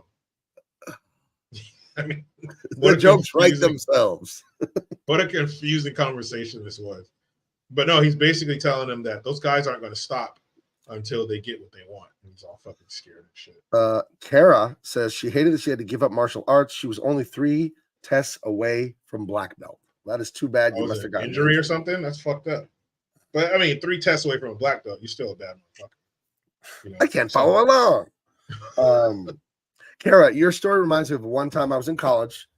And when you were a young man or a woman, and you're in college or not, when you're a young person, you go to Denny's or IHOP or whatever at 2 a.m. It's a thing you do when you're a young adult. Yeah. And I went to the IHOP in Greeley, Colorado when I was 22, 23 years old with my brother, Abe. There were 2 fat guys at another table near us. And the guy was eating I've told this story before. The guy was eating this disgusting omelet like a slob, string of cheese from his mouth to the fork to the plate, just eating gross and making noises, you know, little bits of egg spittle on him. And I'm listening to this asshole, and he's fat, like no athleticism in this guy, period. There's no way. And he's telling the other guy, and the other guy's just listening to everything about martial arts. And I overhear the key point he makes his friend is his sensei says if he passes 2 more tests, he'll be a ninja. So I think they make the suits that big. I feel like being a ninja is out of this man's grasp. Yeah, because maybe he thought he'd be like a Chris Farley, you know, maybe Beverly Hills Ninja. Maybe. Aren't they known for being sneaky? Stealthy, yes. Right. What year was this ninja stuff going on? It's like the 1500s or the 14. I don't even know when this happened. Yeah, feudal Japan, whenever that I have no idea. Anyway, I hope he passed those 2 tests and was a ninja in Greeley, Colorado. Oh, you know he was. Doing whatever he needed to do. You know he passed it. He was that was probably the greatest ninja ever, that guy. The greatest ninja in Weld County, Colorado? I'd give him that, probably. Hands down. Feudal Japan lasted from the years 1185 to 1603. Okay, so he just missed it by a few hundred years. Just a few. Yeah. Jericho, military injuries too high of impact. Some reason doctor lets her play hockey. Well, there you go. That's a contact sport. All right. And did you know what Long would play when he would play ping pong in Hong Kong? He would wear a thong. But then they changed, said no thong in Hong Kong, Long. He said, "What about a thong song? Ping pong? I'm not ping pong. I'm tall long. I played ping pong in Hong Kong. Well, What about a thong song? No, that's wrong. No thong song. That's wrong. No thong song. No thong song. Nice dong. Nice dong. No thong. Not in ping pong in Hong Kong, Long. Nice dong, but no thong song playing ping pong with ding dong in Hong Kong. You know that's wrong. Right. You want to hit the bong? Yeah. Oh, there you go. You're welcome. Next series, watch Lone Wolf and Cub. That's a great comic book series. Is that also an anime? I've never heard of a movie. I know there's a great comic book series from the 80s, Lone Wolf and Cub. So let's see. All right, moving on. So him and his niece, or they're just talking about the what are we going to do about these bad guys, these thugs, right? Yeah. Yeah. It's going to be Chinese New Year. That's why they're the countdown to midnight. And he's got his darts. Mm-hmm. Then, of course, the bad guys are going to strike in the middle of the night, probably when the clock. Yeah, they got a sniper on the roof, and they're taking shots at him, like while the clock's going ding, ding. It's like a grandfather clock. The clock was going dong. Yeah, dong. It was going dong for Ta Long, and let him know that he was getting ready to go to Hong Kong and play ping pong. So long, nice dong, dong. No, I said schlong. That's wrong.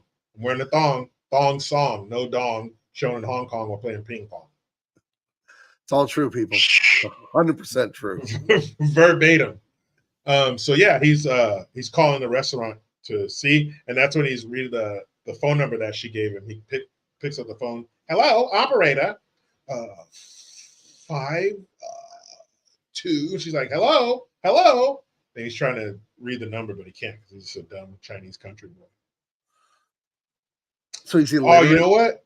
I think you skipped the part. Did we? Does she get kidnapped? No, she does. But I think there's a restaurant fight scene that we missed. My daughter gathered these for me today. Okay, I didn't have time. I was busy working. I think she missed a scene. But if maybe I'm wrong. But maybe it'll come later. If she did, because Minnie's pretty good. If she did, then I'll recap the scene because I've seen it 75 times. But yeah, she does get kidnapped by the bad guys, and then they have her. They figure, hey, we take her. They'll give over the restaurant because if not, we're gonna hurt her. That's right. Blame my daughter. It's a good one. She's not here to defend herself. Yeah, it's so easy to blame people aren't there to defend themselves. Right. I do it all the time. I do it all the time. Oh, Roller Solo points out Lone Wolf and Cub, the great comic book series from the 80s, was the inspiration to tons of stuff. Chiefly Mandalorian, of course. You got the samurai with the little baby that he's carrying around, of course, and then you got the baby Yoda and the Mando himself. TMNT, The Last Ronin. I've never read Teenage Mutant Ninja Turtles: The Last Ronin, but I don't like the concept, but everyone tells me it's like the best Ninja Turtle stories in years. Spoiler, do you want to know what it's about, The Last Ronin, Jericho? Because they're gonna make a movie of it. And it's like, I'll read it. Go ahead. There's only one Ninja Turtle left, and the other 3 brothers have been killed. I don't like that concept. I love the Ninja Turtles, and I don't want them dead. So no. Can't kill any of the Ninja Turtles. Yeah, who's going to be left? It's going to have to be Leonardo or Raphael. I've never read it, but I think it's Leonardo, and the other 3 are dead. I've actually never even thought of the Ninja Turtles being dead. I don't like it. It's a terrible fucking. We made tomato soup out of them. That's what the fuck? Who would think of killing the Ninja Turtles? Like, I've never read the comics. Maybe they're more serious and more of a graphic novel type thing. But to me, the Ninja Turtles are the movies and the cartoon. They've always been too lighthearted for one of them to be fucking 3 of them to be killed. Oh, dude, it's Michelangelo, bro. He's the one that lived. The other dude's the big one. Dude, all of my brothers are dead. I think I'm going to have some peanut butter and jelly and mustard pizza, dude. Yeah, so I don't like the premise. I'm sure it's a good comic. I'm sure it is. It's well written, well illustrated. I don't know if it won awards in the comic industry, but I think it's like the best selling Ninja Turtle comic in like 20 years. Although there's a brand new series starting any day now, and that has great sales on it too. But I just don't like the idea of them being dead. I don't like it. I just. How do you? It has to be like a serious novel for one of them. It is. It's very serious. I think I've heard the movie they're going to make is going to be like rated R or something like that, or like with the Ninja Turtles. I've heard this. I could be totally wrong. But to even have that idea, they're fucking PG. They're the Ninja Turtles. Get those blasted turtles. Dude, Michelangelo eats pizza. What the fuck? Let me see if I can do Krang's voice, but I got to take a drink first because that voice makes you cough if you do it. It's a hard voice. Hold on. Because that voice is like sucking in but constricting your throat at the same time.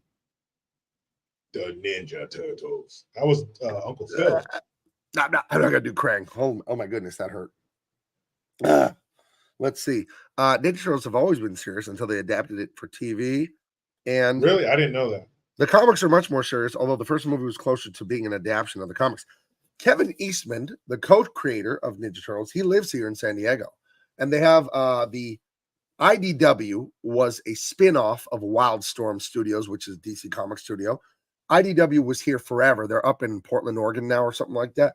But they were here until just recently. But they still operate the like comic book museum or whatever, the Comic-Con museum or something like that. And there's a bunch of original art there. And there's like Ninja Turtle original pages and art as far as I know. I've been to that museum once or twice. Is in Liberty Station, which is old military barracks that are on a peninsula just north of Coronado where the Navy SEALs and all that train. So a lot of that Ninja Turtle stuff is actually here in San Diego. So it's a hell of a town, guys. It's a hell of a town. Yeah, I didn't know the Ninja Turtles were serious. But like I said, all I know of the Ninja Turtles is the movies and the cartoons. That 1987 or 88 cartoon is a masterpiece. I love it. Yeah. I love that as a kid. I think I was 10 years old when that debuted. So it was perfect. It was perfect timing for me. Ninja Turtles were great, man. I have a fake leather bag that I've had since I was 11. It has about 30 Ninja Turtle action figures, the original series from 90, like right above my head in the garage here in the rafters. I haven't opened it in 20 years, that bag, but I do have them. I have them all. So there you go. Yeah, I wouldn't even want to see the Ninja Turtles as serious characters. I just wouldn't.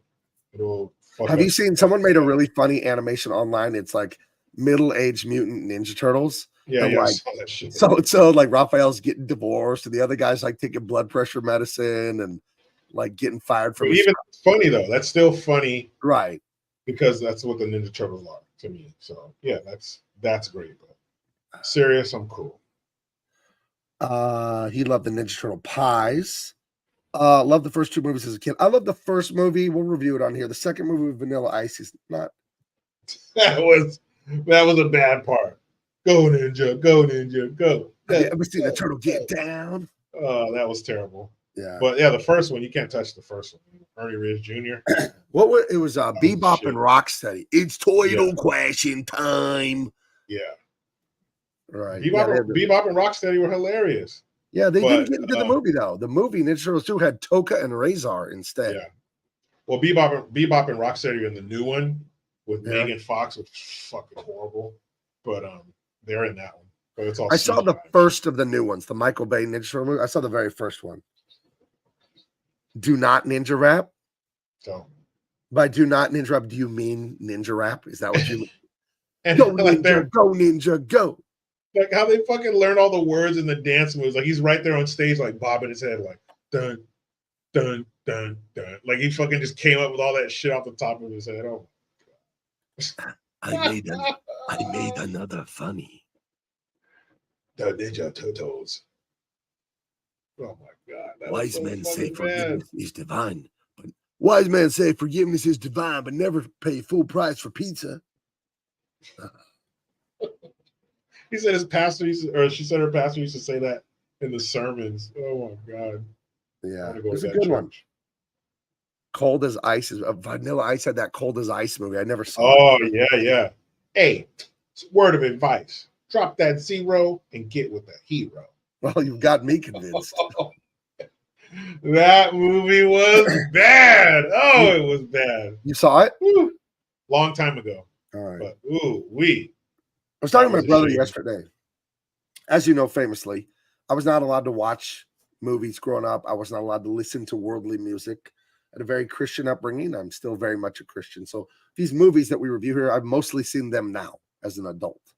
The Van Damme stuff, I did watch that in high school and all that. But Rambo, Rocky, that's all stuff I've seen in the last 10 years. Some of it in the last 2 to 5 years. So I haven't seen many movies. But Gremlins, which I pronounce incorrectly. I know it is Gremlin, but I just say Gremlin. I've always said it my whole life. Everybody says Gremlins. I saw a magazine ad with this beautiful painted ad for Gremlins 2. When I was at a Bible study, the adults were in the front room during the Bible study, the living room. Me and my brother would go to this like bonus like game room, these old people's house. They just had some Time magazine. They had a table. They had an old TV. They had stuff in there. I was just thumbing through a magazine, and I saw a beautifully illustrated painted ad for Gremlins 2 coming soon. And I knew my mom would not let me watch something like this. This is like 7th grade or something. So I lied to my mom. This is terrible. I lied to my mom on a Saturday with my brother. I said we want to go see Hook, starring Dustin Hoffman and Robin Williams. Never seen it to this day. Maybe I should watch it as an apology to my mother. She drops us off at the Mann Theaters in Rancho Bernardo, California. We buy ourselves 2 tickets to go see Gremlins 2. We watch Gremlins 2 and New Batch. I'd never even seen Gremlins 1, by the way, at this point. But I just love the way Spike, the bad gremlin, looked. I thought he was such a cool design. We watched the movie, and at one point in the movie, they kill one of the gremlins by like sticking him in a paper shredder or a food disposal or something, and it grinds them into guacamole, basically, like green goo, and it splatters on the counter. My mom picks us up from the movie, and like Edgar Allan Poe's A Telltale Heart, I feel all this guilt for disobeying, lying to my mother, going to this scary movie that she would never allow me to watch of her own accord. And I just know that she knows, but she doesn't know. And later in the evening, she is making guacamole, and it splatters on the counter. And I'm staring at the green globs on the counter, looking just like what I saw in the movie. Like, she knows, man. She knows what we did. The next day, she comes and yells at me and smacks me on the shoulder. What is this? What is this? She found the ticket stub in the pocket of my pants that I wore to the movie. Rookie move. Yeah. That ticket never should have made it home. Yeah. Caught. Damn it. I deserved it. I lied. Red-handed. I lied to her face. So, but yeah, I remember just staring at that guacamole on the counter, feeling like at any moment she was going to tell me, and I know what you boys did. How could you? Would you like some guacamole? Okay. Okay. I made it special just for you. Eat it. All right. We did it. Why don't you share it with your friend Spike, the gremlin? Damn it. My brother be sitting there dunking the table. Wow, this looks just like that gremlin got killed. You're like kicking him under the table. Shut up. Yeah, well, he didn't have to because 24 hours later, he got busted. So, yeah, those are the crimes committed by me at age 11 or 12 or whatever the hell that was. Probably 12. You know? Hey, I didn't choose the streets, man. They chose me. That thug life. You know, I turned away from it as an adult, but I was rough as a kid sometimes doing stuff like that. Little knucklehead. One of the Gremlins 3, super woke, right? It's going to be terrible. One of the Gremlins is going to have like rainbow colored hair. Shit. This is it right here. Hold on. Be gay for sure. Gremlins. This is what I saw in the magazine that made me want to go see the movie. Oh, I remember that. I thought that was so cool looking. The scratch on the back of the chair. I remember that shit. Sorry, Mom. Sorry. Should never forgive you for that. Never seen Hook. I'll have to see it someday. So yeah, we for sure missed that part at the restaurant. So they come by, it was back when that dude knocked out homeboy, the Italian dude. Okay. And there's a part later in here where I think we skipped that part too, where he goes, "Mamma mia," and he goes to run away from Bruce Lee. It's so fucking bad. But I think it was a part where they took him and they gave him the first class ticket back, and he kicked their ass when they all came out. He kept pushing the other guys, "Get him, get him, get him." And it was his turn, and he goes, "Mamma mia," and he drops the stick and fucking. That's a spicy meatball. But that the first encounter where he knocked out the dude who was talking shit to Bruce Lee, inside the restaurant before they went out there, they come in and they start fucking with the customers. And so one of his cousins comes up to him and they send in the henchman they've never seen before. So he goes up to him, he says, "Hi, can we help you?" He goes, "Yeah." And this is a black dude, right? So this whole black exploitation 70s shit. And me and my brother used to say this shit to each other all the time. He goes, "Yeah, can I get some Chinese spare ribs?" And he goes, "Chinese spare ribs? I don't think we have those." He goes, "You mean to tell me you don't know what Chinese spare ribs are? Here, let me show you." And he lifts his arm up and he's like, "Huh?" And he hits him in the ribs. "Those are Chinese spare ribs." And they're like, "Ha ha ha," laughing at him and shit. And then that's when they go back. So that dude smokes the first guy and knocks him out.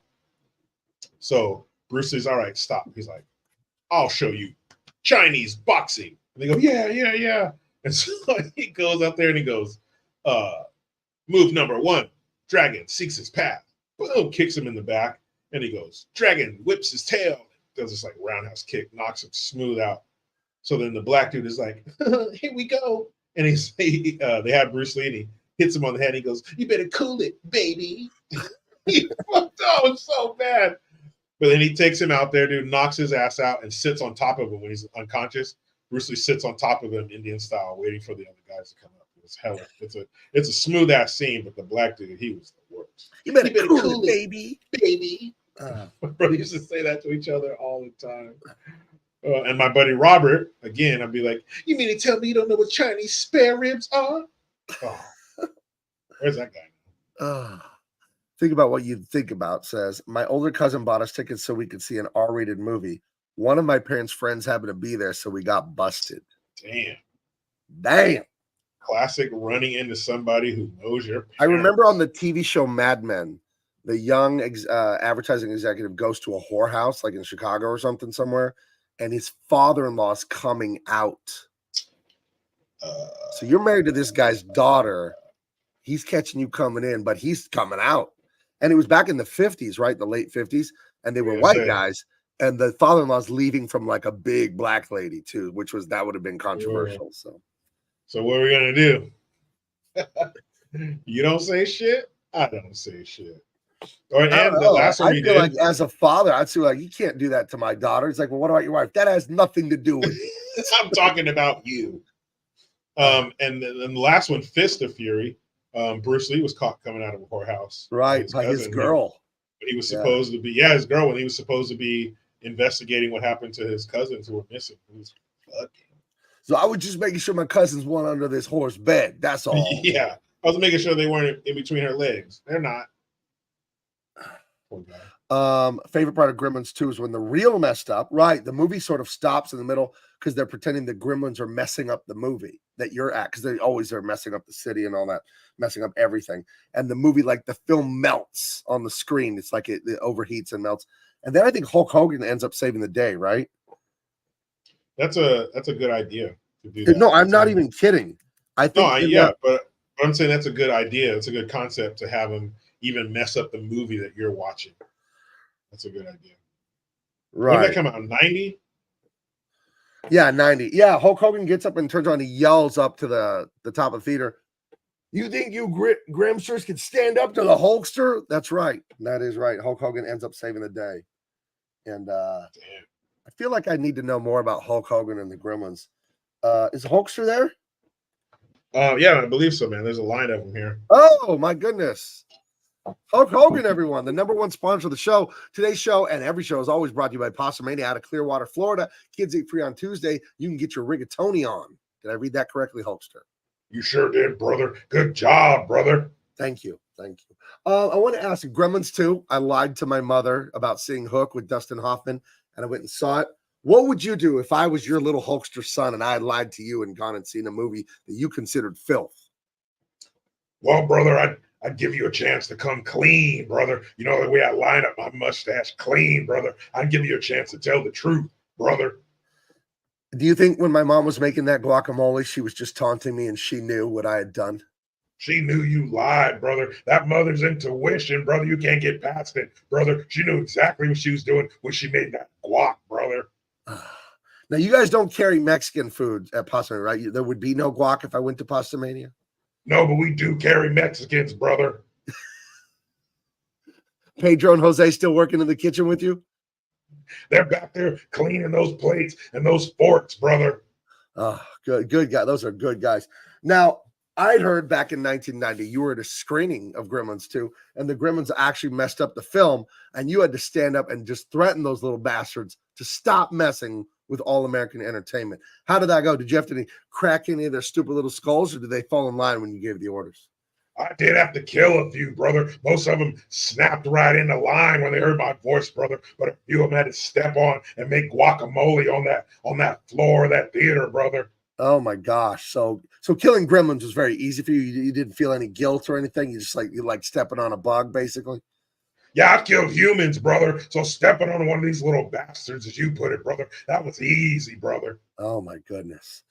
Now, what would you do if gremlins got into the kitchen at Pastamania and they started messing up the rigatone, leaving the cheese out, letting it get all warm? What would you do? I'll put it to you like this, brother. There'd be green spots all over that kitchen, brother. So you guys would have a special on pesto sauce that night. We'd be pushing on that rigatone, brother. Pesto for everybody. With every order, you get a free gallon of pesto, brother. All right. Was there anything special going on? And you got to drink that pesto in front of me, brother. You're not taking it home. I know you're going to throw it in the trash, brother. You got to chug it in front of me, brother. Why does this pesto smell like fish, though? It's kind of disgusting. Drink it, brother. All right. Whatever you say. Bottoms up. That's usually more scales and eyeballs than I prefer in my pesto, but not bad. Thank you, brother. I had this guy come in. He had a man bun, brother. He said, I don't want to drink it, Hulkster. I said, judging by that man bun, brother, you put worse liquids in your mouth, brother. Oh, my goodness. Did he want to do it like a butt chug, like a funnel in the butt or something like that? Yeah, it was weird, brother. He stood on his hands. He said, drink it. I'll drink it through my ass, brother. Well, that's fantastic. Listen, guys, kids eat free on Tuesdays. Pastamania. Your rigatoni on. Thank you, Hulkster. Yeah, no problem. Bye, brother. Bye. The great Hulk Hogan, everyone. Sponsor of the show. Good business, man. And you don't take no shit. I like that. You come in there acting a fool, you get stepped on. None of the says, I had to break the fourth wall, brother. He does what he can, man. The guy's limitless. You break all four walls at once with those pythons. Dude, with that leg drop, crack the foundation.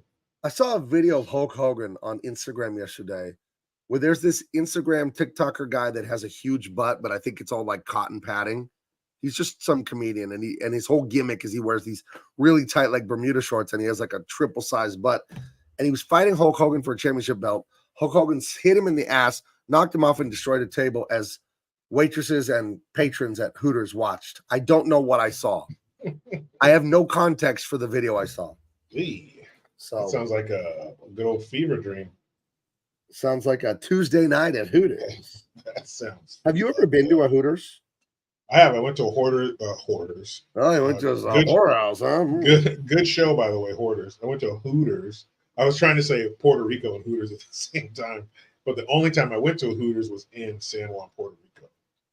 Oh, okay. The first time I went to Hooters was in Las Vegas. You ever get tourist trapped and you feel like an asshole afterwards? You fell for the tourist scam that's like so obvious afterwards. Yep. I took my family to Las Vegas. My kids were little. My son was like 8 or 9. You know, my daughter's just 2 years older. And there was a giant billboard that said 15-cent hot wings at Hooters. I'd never been to Hooters before. I have no interest in going there. But 16 years ago, didn't have a lot of money. I got a family of 4. We're on a budget in Las Vegas. Everyone likes hot wings. Let's go get 15-cent hot wings. And not great. I've only been to Hooters 4 or 5 times. Not great food. Not good. Don't like it. I don't like breaded wings. I like the wings, whatever, naked with no breading on them, just the skin. So butt naked, like in a birthday suit. That's right. Where's Jericho? Every time a guest is here, he never gets to talk to them. So, Jericho gets a little starstruck. He gets a little shy when they come on. So yeah, I don't want to be nervous and make a fool of myself. So I usually step out, get some water, and go potty, something like that. Listen, Captain Haruno, I fell for the hot wing scam. Oh, the scam was they weren't that cheap when we got there. It was like, oh, they're 15 cents from midnight to 2 a.m. or whatever, because everything's 24 hours in Vegas. You're gonna bring my fucking kid. You're gonna bring my fucking kid at 2 a.m. to have hot wings at Hooters. The hell? Like we saw Elvis in Vegas. Elvis. No, I know they have impersonators there, but it was him. I had to pay an Elvis impersonator $5 for his photo. There was a guy on the strip right in front of Planet Hollywood, and he looked really goofy as Elvis. And he was in he just looked unique and interesting. I don't want to be mean. And I tried to pretend I wanted to get a picture of him, but I don't want an autograph or anything. I don't know. This guy's an impersonator. So I just kind of tried to wave my photo out like I was going to take a picture of like a building or a palm tree or just something. And he caught me. He caught me snapping his photo, but he didn't get all mad. He said, no, you can come over, take a picture, blah, blah. And I was like, So I went over, took a selfie with him and gave him $5. Because for those of you that don't know, in Las Vegas, there are about 90% naked, like showgirls. They're wearing almost just a smile, walking up and down the street. Terrible.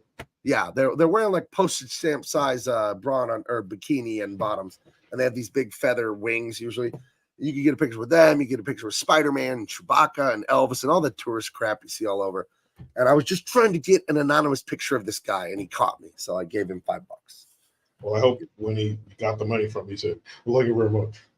Thank you. Oh, thank you very much. Thank you very much. Oh, thank you very much. If he didn't say that, he's a shitty impersonator. That's exactly what you say when someone gives you money and you're an Elvis impersonator. That's right. Oh, thank you very much. What if Elvis didn't want something? No, thank you very much. Oh, no, thank you. Oh, no, thank you very much. Goodness. Okay. I've never understood that thing about the girls having a meltdown at his concert and passing out and being taken away on a stretcher. Dude, he was on the Ed Sullivan show and he was gyrating and they wouldn't even show him from the waist down. That's how far we've come as a country. They wouldn't even show him from the waist down, just gyrating, nothing crazy. Now, you're seeing everything but the birth canal on network TV. But yeah, chicks are just losing it. But that's how prude society was. So this guy, this rock and roll guy, oh my goodness, the chicks would just pass out. They did it with Michael Jackson and the Beatles. Shit's crazy. Right. Hey, Diesel, this one's for you, bud. I said this earlier, but I don't know if you've just got here. You're a big football guy, a Raider fan. The Buffalo Bills have announced that they are helping to launch the National Gay Football League. And I tweeted out, gay football, we already have the Chargers. But for you, Diesel, I would substitute, we already have the Raiders. So there you go. That unfortunately is true that the Buffalo Bills did that. I'm not sure why they needed their own. No, I got a question about this league. I noticed a minor detail I am wont to do because I am a graphic designer and I always notice designs. Now NGFFL, National Gay Flag Football League. Flag football. Don't you say that other one. No, not during Pride Month, Jericho. Just because of the whole subject matter. I think is it a flag football league? Yeah, it's definitely a flag football league with lots of flags. But why gay football? You mean soccer? Oh, I'm gonna have to send that to my friend Matthew. You mean soccer? English. Yeah, same thing. Yeah. But why the trans flag? I just want to know why it's FFL. It must be flag football. But where is it? The National Gay Fantasy Football League, or maybe it's the National Gay Flag It Football League. No, it's going to be all tight ends. Oh, I have bad news for you. I've got very bad. It's all wide receivers. Buddy. Yeah, it's no tight ends in that league. Yeah. They're all wide receivers. Well, Jericho, he's a former tight end. So if you're hasn't been a tight end in a long time. I like how you got that a little bit later. But if somebody runs out on the field and they don't have their flag, and someone hands them a flag, do they say go flag it? I don't know. Say flag it? I don't know. I don't know. Do you think the penalty flags will be like rainbow flags too, that the referees will throw? I think they'll come out of somebody's butt. Somebody will bend over and like. Diesel says, "Prove you're gay." Yeah, that was my next question. How do you prove that you're gay? Like, do you have to kiss some dude or something in front of the coaches? How do you prove it? I don't know. I have no idea. Like, as if there haven't been gay dudes in the regular NFL. Of course there have. Yeah, but an Statistically, entire there's gotta league, be- what does that mean? Are there enough gay people to have a league that want to play football? I feel like it's got to be fake news, right? But I saw it online yesterday and today, and no one is saying it's fake yet. So maybe it's like I real. said, I got a friend who's a diehard Bills fan. He has a sports podcast and everything. He says it's real. Do you really want to go up and see that post-game celebration for the winning team? Diesel says come on, Diesel. You can't just say the joke I said about the Raiders.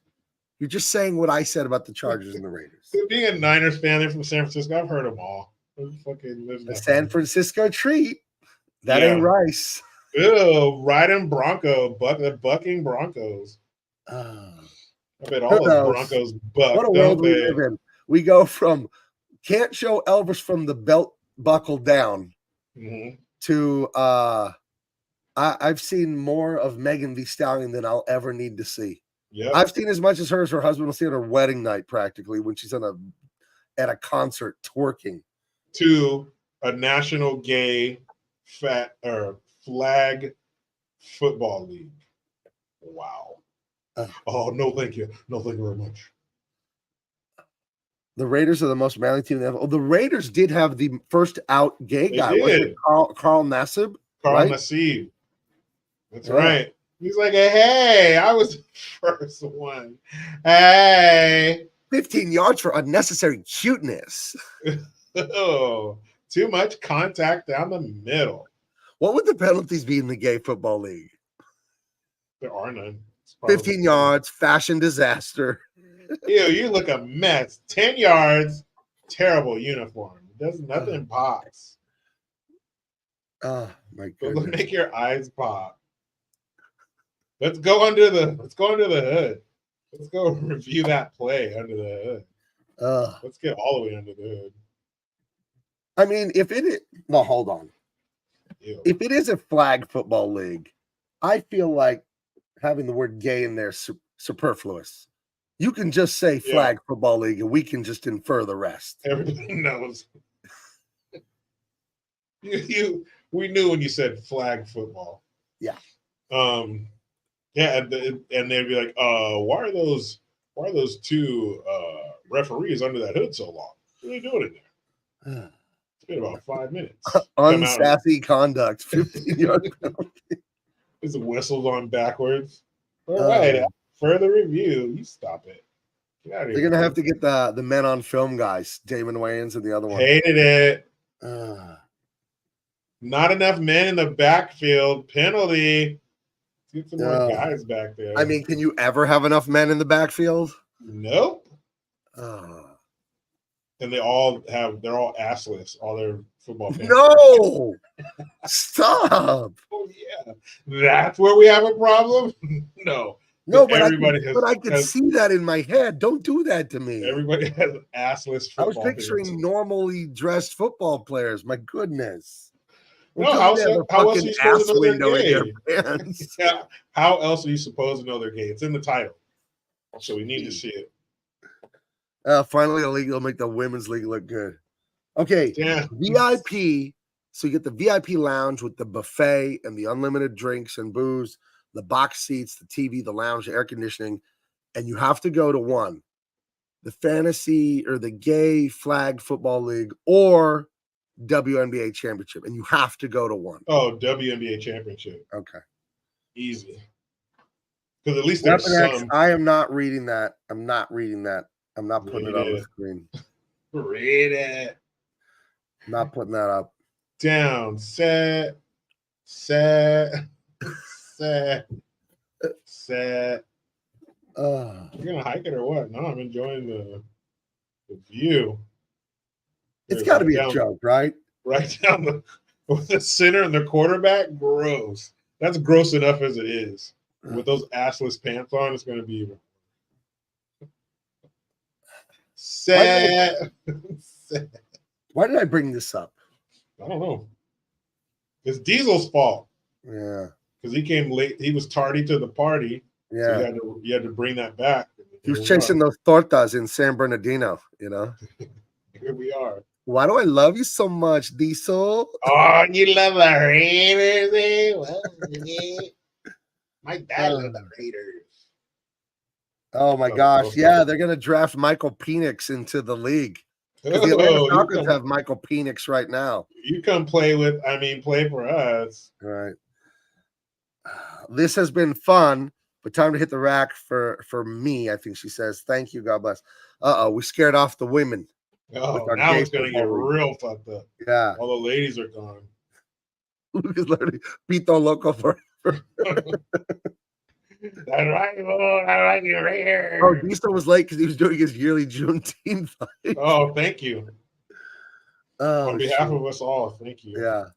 Yeah. I hope today was a good day for you and not too hard. You know, Juneteenth. I know for your people, Jericho, it can be a very sensitive time. I feel the trauma from it. Even though my all-time favorite Juneteenth joke, Razorfist. He's a great YouTuber, really funny on Twitter. I like him. He said, "What's a more legit holiday?" He says, "Kwanzaa, Juneteenth, or Toyotathon." Toyotathon, for sure. We can all get behind Toyotathon. All right. So anyway, they've kidnapped the girl, Bruce Lee's cousin. Mistake number one. They kidnapped her, and Bruce. I like how he comes in the door, badass. Yeah, with two of his wooden darts that he whittled, and because those guys have weapons, so he hits them right in the hand, right in the back of their hand with the dart. I'm not here to fucking play around. His goofball cousins come in, kind of cleaning up, and but they end up beating the shit out of his cousins and going after Bruce Lee. Then Bruce Lee softens them up, and then the cousins come in and play cleanup. Because see, the guy on the ground in the back, that's his cousin, one of his cousins. Right. So the henchmen have already beat the shit out of them. Now they're coming in, and Bruce says, "I'll do it. Stay back. I'll handle these flag football players." Yeah, I'll handle all these flaggots. So he jumps up and kicks the light on the ceiling because that last guy right there, he's not budging. He still has his hands up in a very suspect way. And he jumps up and kicks the fucking light. And so that was he's like, "Oh, okay, I'm out." And he takes off. He kicks the light, but there's tons of other lights, so that was sort of pointless. But he had his eye on that light when he came in. And look, he's 5'8". That light's got up 7 feet. At least, If it's an 8-foot ceiling, standard ceiling. Well, it's 8 feet, but it has a rake to it, that ceiling. It's got that angle to it, so it's even higher. Yeah, dude, he jumped up, booted that shit. No CGI back then. Right. And she's like, "Hey, he's over there." And they were hiding.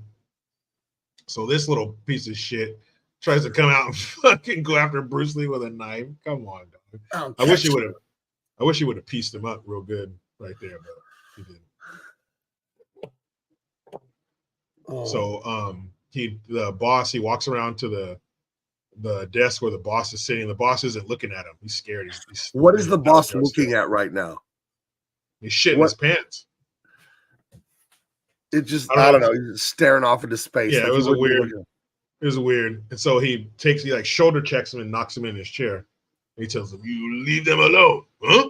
And he fucking leaves. And then he's like, "Oh, boss. And he lights a cigar for him. And he's basically telling him, he says, "In the Bible, it says, do unto others as you would have them do unto you."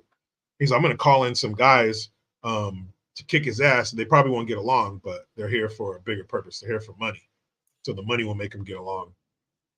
So he's calling Japan to call this karate expert, and then he's calling America to call this American martial arts expert, Tang Sudo master. From an American? Would he be a man with red hair and a red beard? I think it would be the man with red hair and a red beard. Yeah. And so here they're celebrating Chinese New Year. See, Bruce Lee puts on the traditional dress up Chinese clothes. And they each get an envelope, shaped thing with money in it, and they're all just celebrating, having a good time. And then so he's being summoned back to China. They want to come back to Hong Kong, and he's like, "Hey, don't worry about it. Everything will be fine. You know, let's celebrate. Let's not think about that. Let's celebrate. So that's why they all have those looks on their face all set. So this letter's not long. Mr. Long, we summon you to play ping pong in Hong Kong. And bring your ding dong. Nice schlong. No No thong. thong song. No thong or thong song. That would be wrong. Bing bong. So everyone's down now because it's all happy times. Mm-hmm. But no, Until back to Hong Kong. Got that letter. And this little fucker shows up. He's like, oh, hey, you know, I just want to wish you a happy new year and good luck. And here's to us getting along and being friends. And everything's fine. Don't worry about it. And then boom, boom, boom, boom. Bars. Because we were rapping with the ding dong and the ping pong and the shot. But that's bars. That's from the back like 15 years ago, like the beginning of the internet. Kevin Hart used to do this character named Chocolate Dropper, and he was this rapper, and he would rap about his bars made no sense, but he always say bars, and he would just rap and say the dumbest shit ever, but he always yell and say bars. That's where that shit came from. It was actually pretty funny. Never heard that. I'm not familiar with Kevin Hart. I mean, he's everywhere. He's in every movie and every show, but I don't think I've ever seen his stand-up. I don't think I've ever seen He's pretty good. He must be good. He's got quite a fucking career for 20 years or something. He must be good. Yeah. So, but he's in so many things, so many movies. He Right. does these commercials for the United Arab Emirates and all this shit. Like, dude, what did you do to get? is he a all very this little guy, publicity? right? He looks very little. Yeah, he's like 5'5". All right. He's hella small. Oh, bars is music, not lyrics? What? Yeah, it's lyrics. Well, bars. in traditional music, yeah, the bar and the staff. Well, and all yeah, that. but this is being the way it's being used is bars. Bars is like, you know, 6 because you do 16 bars in a song. So bars is lyrics in this case. I have never been to a Hooters, but I have been to the Bombshells a couple of times. What is the Bombshells? A similar thing to Hooters, like a Babe restaurant or whatever? Sounds a little dirtier than Hooters. Now, there's I am banned. Well, I'm not banned. I'm pre-banned. I've never been. I found out last year, I've told you about this, Jericho, that there's a Mexican Hooters called Ojos Locos, which means crazy eyes in Spanish. Not as sexy. Told my wife about this, and she said, don't eat there, please. So there you go. Good night, Flags. Going to bed. Good night, buddy. Peace out. Yeah. Peace out, Flag it. Honestly, my favorite Chuck Norris movie is Firewalker. Okay, never seen it. You ever seen Walker, Texas Ranger? Oh, that show was the shit. Chicks Are Short too. Captain got banned by his wife. Yeah. My wife found out that there was like a Latina Hooters called Ojos Locos. Told me do not go. So I haven't been yet. All right. So I told her, what if though? Hear me out. What if the food was exceptional?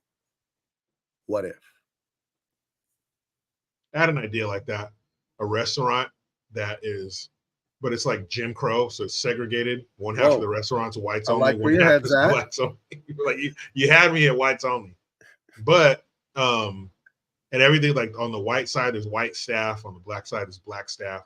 Okay. Even the employees break areas are whites only, blacks only. Okay. And tell a racist, but the food is excellent. So people, even if you're white people, you're going to the whites only. If you're an interracial couple, you have to sit on separate sides of the restaurant. You just like wave at each other from across the divider. Yeah, but the food is fucking. Now, how wide? Michelin star. How wide is the DMZ in this restaurant? You know that no man's land in the middle. There's no DMZ. Everything's whites only or colors only. But I mean, how wide is the divider? 2 inches or 2 feet, or how big is this split in the middle? Probably like 2 inches. Okay, so just a big thick piece of white tape just goes That's down. Right. Okay. No, like one side's painted black and white, and they just the 2 lines meet. Black and white checkered tape. Yeah, that's it. No man's land. However wide a strip of what black about and the white back of the checkered house? duct tape. What about the back of the house? The kitchen staff, they're separate. Same thing. Yeah, everything's what about separate. The parking lot, 2 parking lots. That's right. And the whites only parking is really nice, and the colors only is all fucked up. Yeah. What about there's 4 bathrooms, delicious. 2 men's, 2 women's. Yes, right? whites and colors. That's right. Okay. Now the menu is a little different or same menu. Same menu. Yeah, same menu. Because I do want them to have the equal culinary experience for sure. Okay. All right. It's separated by caution tape. But everybody, you got to eat there. The food is so fucking good that you're going to look past, what the obvious you don't racist think the thing. menu could be a little different on the two sides? No, it can't be. You don't feel like there'd be more like, well, I think different foods would be popular on different sides. But that's where, okay, like let's say on the colors only side, you got Mexican food, Asian food, soul food. But what are you going to have on the white side? Because fine French cuisine. Fine French cuisine, Italian food. But are Italians white people? Yes, they're Europeans. They're white Europeans. Okay, then yeah. But that's the thing. That's why I don't want to have different menus, because I want everybody to have. Maybe it'll be a mix of both foods will be available on both sides. There we go. So I can get grape soda on either side. That's what you're saying. Yeah, you can get an horchata on either side, or those boba fucking rice ball drinks on both sides. What is the boba for? I've never had this. This doesn't fucking sound chew good. on. It doesn't enhance the flavor. It's a drink with a bunch of gummy balls. They're not gummy bears. That just tapioca balls in your drink. Why? Yes, because it looks cool and it's popular. That's all. And is boba a mispronunciation of bubble? Like, oh, it has boba in it. Is that where the name comes from?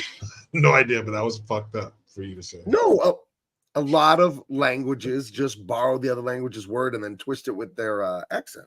I don't know what their dirty foreign accents. A lot of mayo on the white side. Yeah, just mayonnaise and that is a stereotype that irritates the shit out of me. Is when non-white people say online, white people, they don't they can't cook, no spice, no flavor. And it's like, it just bothers me because it's so factually incorrect. If you want to be a fine chef in the world, travel the world, work at the finest restaurants, what kind of cooking do you learn? French. You learn French gourmet. That is white. That is the finest cooking in the world. The greatest award you can have for a restaurant is a Michelin star. That is French. It irritates me when people say white people can't cook. Not for any racial reason, just because it's factually incorrect. They make fantastic food. There you go. Sorry. Hey, fucking pizza, American Chinese food. That was brought over by. Pizza's kind of good. It's kind of delish. It's kind of one of the greatest foods on earth. It is my American favorite. Chinese food, fried rice, chow mein, sweet and sour pork, and all that shit. There you go. Everybody just shut the fuck up and everybody bring something to the dinner. Right. Bring the international potluck. Secretary, not sure. Purple drink. Drank, I think it's pronounced. Yeah, it's with an A. Drank. It's purple. Now, I'm being a little silly, but I don't actually know, and I'm kind of curious. Purple drink is like a drug thing, right? They put drugs in it or some sort of weird booze or something. You're thinking of lean. Okay. Lean. Okay. Yeah, lean is like codeine, right? Like you put codeine in a soda. Codeine with like codeine. Now we call it Jolly Ranchers, like candy to give it color that melt, and then Sprite. Okay. So lean and purple drink are not the same thing. No. I thought they were all this time. I don't know shit about this stuff. So never had lean, but I know. Mayonnaise is French. Yes, that's a French word, absolutely. Or as they say in France, absolument. Black people, most of you don't eat potato salad or coleslaw. I would imagine isn't that Southern food? Well, potato salad is like a German thing. What? Most definitely. You're so sure about it. No, my mom. Coleslaw goes with barbecue. My mom made potato salad growing up and coleslaw. My mom made bomb ass coleslaw. Right, and Mike has bad news does point out a historical fact that the whites and the white people as they came here, they weren't white at first. Like you come here, you're Irish, you're not white. Yeah. You come here, you're Italian, you're not white. But then eventually it's like, oh, wait a minute, they're white Europeans. So yeah, I think true. That's why I asked. I was like, are they white? The least white of the Europeans, I think, would be like Italians and Greeks because they're very Mediterranean, which is almost Middle Eastern. You know what I mean? So it's on the edge. It's a combo. Sicily. Yeah. Sicily with the Moors and shit going through there. Yeah, oh boy. Michael Coulter is a black dude. His words. He's a black dude. I do eat potato salad, but I do not eat coleslaw. So I don't know, man. I went down, like they have these food trucks that come to our neighborhood, like the park, every Tuesdays and Saturdays during the summer. And they had a hot chicken sandwich. There's a hot chicken food truck and threw some coleslaw on that bitch. Come on. Perfect. Sounds perfect to me. Gabe trying to get loosey-goosey without wife. No, I don't partake of any substances. No drugs, no smoking, no booze, nothing. I'm a straight edge when it comes to that. No, He thank gets you. high off her love. I get high off of life, Yeah. baby. Shoot, I was talking about purple Kool-Aid. That's probably the worst flavor of fucking Kool-Aid is grape. Everybody knows cherry and fruit punch is the best. I like how Gabe's Irish accent just Popeye. Why I oughta. Popeye, the what food a great segment of the American show cartoon. never disappoints. You know what would be fun is to combine super offensive racism with the food segment. Love it. We can do it I've every wondered time. this since I was a kid. Why is it racist to say that group likes this? It's Just not. like really think on the meta level. How is that insulting? It's like, Mexicans eat beans. Like, yeah, it's delicious with a little pork and onion in it and some garlic. Yeah, it's good. Like, who doesn't like that? Like, why would you be stupid for eating beans? Or, Asians eat rice. Ha ha ha. Everybody loves rice. What are you talking about? It's not dumb to eat rice. My mom would always say growing up, she feeds 1 billion people every day. Right. And black folks eat fried chicken and watermelon. Who the fuck doesn't want fried chicken and a nice cold piece? In mid-July, when it's hot here. outside and you slice that watermelon open and you got a good one. And it's been in the fridge for a couple days. Oh, and it's dark red and it has minimal seeds and it's still got crunch, but it's got a gallon of juice in it too. Get out of here. Watermelon's like, of all the melons, watermelon is the best one. I love all melons. As big melons, small melons. I'm a big melon guy. Cantaloupes, from cantaloupes to watermelons. I love melons. Yeah, I love me some melons. Hell sometimes, Jericho, I love melons so much. Sometimes I'll just take 2 melons. Yep. At the same time. Yep. 2 big old melons. 2 at a time. That's how I like them. Oh, goodness. Yeah. So we need to come up with a racist food segment for the show. I still don't understand what the insult is. Black people like chicken. Find me a person that doesn't like chicken. Please find me them. Because that's a weirdo. Every single culture in the world eats fucking chicken. Chickens are stupid. They are for eating. And frying anything makes it better. Right. Oh, yes. I don't know. Would it be insult? This Italian guy loves spaghetti. What an idiot. Spaghetti. Like, I don't get the insult. One of the best. Spaghetti's hot or cold. I'm down with spaghetti. What an asshole. He's eating a meatball. What a jerk. Come here, son. Get away from her. She eats meatballs. Tuscan melons. Right. Yeah, that's like the sweeter version of a cantaloupe. Definitely. Yeah. Sauerkraut. So in Greeley, Colorado, my hometown in northern Colorado, Weld County, huge German population, and they have a thing called a Krautburger. And it's a bun, like a show pow or a steam bun or whatever, but it more has a bagel texture on the outside where it's a little chewy, and the bun is hollow and filled with hamburger, cabbage, and onion, and they're really good. And it's like a kind of how Mexicans make tamales at the holidays. It's kind of a thing like that where the German Dutch people make them at a special time of year. I don't remember if it's Oktoberfest or whatever, but I remember growing up when I was little in Colorado, there were so many German people there because again, there was German settlers in that area historically, and Krautburgers were a thing there. So yeah. Did you ever have to show your papers before you went to that part of town? Papers, please. Show me your papers. Keely Chow, what's going on? We are having the food/racist segment of the show. Love it. Mix them together. I'm trying to get a question answered that I've wondered since I was a little kid. Why is it racist to like say, haha, that race or group loves this food? I fail to see the insult. I don't see the problem with it, especially if it's true. Kraut was a slur used for Germans during World War II. Yes, and it means cabbage. You know, that's what it means. So they were called like sauerkraut, right? That's sour cabbage. So fermented cabbage. So yes, a kraut is what they called the Nazi soldiers, I guess. Mm-hmm. Or maybe just the Germans in general. The Germans, yeah. The Germans. Have you ever had JV's Taco Shop off Morena? I have. The best Mexican food in town. There's 2 on Convoy. There's Super Sergio's. Holy shit, they have the best salsa and a great carne asada burrito.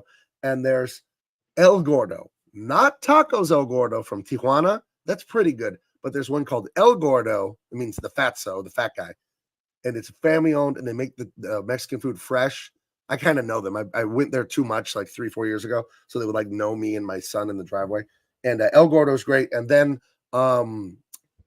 what is it? Hecho a mano. What is it? It's taco stand. Taco stand is delicious, but it has too long of a line. There's like 2 taco stands in town, and all the damn UCSD students are always there out the door. Damn But taco stand is ridiculously good. And there's like 6 of them across the country. There's like 1 in Vegas, 1 in Miami, and then like 2 in San Diego. And there's just a few other, but they make the tortillas fresh there, like really good. Me and Jericho argue about this all the time. I'm right, of course. We have the best Mexican food in America in San Diego. Nope. It's the best. Here, Jericho, if I'll give you a chance. If Northern California has better Mexican food than San Diego, tell me. And if it doesn't, please stay silent. So you see, so now Jericho, he's just not saying anything because he's just admitting. No, our fucking food is delicious. See, so yes, again, we do have, cheating. We do have, again. ¿Qué anda, you want a menu or just the usual everything? Hey, they have this green salsa there. ¿Qué onda, güey? Fucking shit, dude. El Gordo is a chain now. Tacos El Gordo is a chain. There's another one just called El Gordo. They're different places. I know Tacos El Gordo. It started in Tijuana. There's a few in Tijuana. There's a few in San Diego. They have Tacos El Gordo in Las Vegas now. I think in LA they have them. They're pretty good. El Gordo is a different one. Exact same name almost. There's Tacos El Gordo and El Gordo, different ones though. Very good. Very good. Oh man, I'm hungry. I only ate lunch today. I'm starving. Very. Where are we in this? Movie? He has those guys he called in. The Japanese dude. He's fighting with some of his other henchmen that he brought in, just like he said they would. And then fucking Chuck Norris, young Chuck Norris, right? Steps in there, baby face, and he's gonna be the one to that they brought in to take out LAWMAN. It's not what it looks like. It's exactly what it looks like. Lucas, literally, where do you live? Tacos are like $20 here for street tacos, like 5 of them. What the F? What? Dude, that's horrible. Street taco, street tacos should be like $2 for the little one, like the 3-4 inch tortilla. That should be like $2. I don't know. That sucks. For some reason, they just taste better when you're standing up.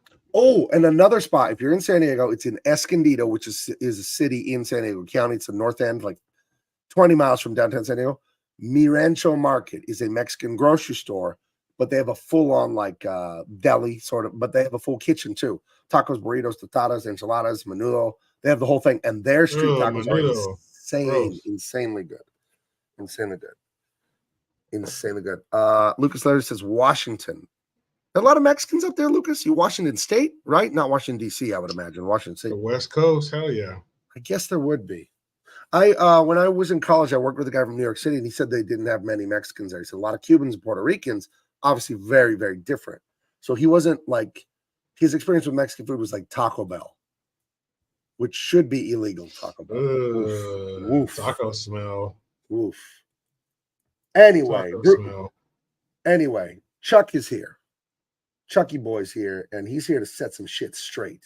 Yeah, man. He came here to chew gum and kick ass, and he's all out of gum. So, looks like I forgot all my gum. Yeah, and that guy, the Japanese dude, they're both beefing with each other because they want to be the one to take out LAWMAN. So yeah, they get into a little scuffle, and Chuck Norris gets the best of him, as to be expected. He's Chuck Norris, so he bodies. This guy's got the most pimp outfits every time they show him. Yeah, I think that's what he does on the side, little pimp. Yeah, but that bottom row, man, if he bites you with those fucking teeth, those are summer teeth. So the next full moon, you're gonna turn into something. You turn into a pimp. He got bit by. He's a rare pimp. Come here, bitch. He's out. He's all like the Nutty Professor, and then the full moon. He's all, hey baby, what's going on? It's a full moon. This is only $100, bitch. You got my money. It's the slapping hose.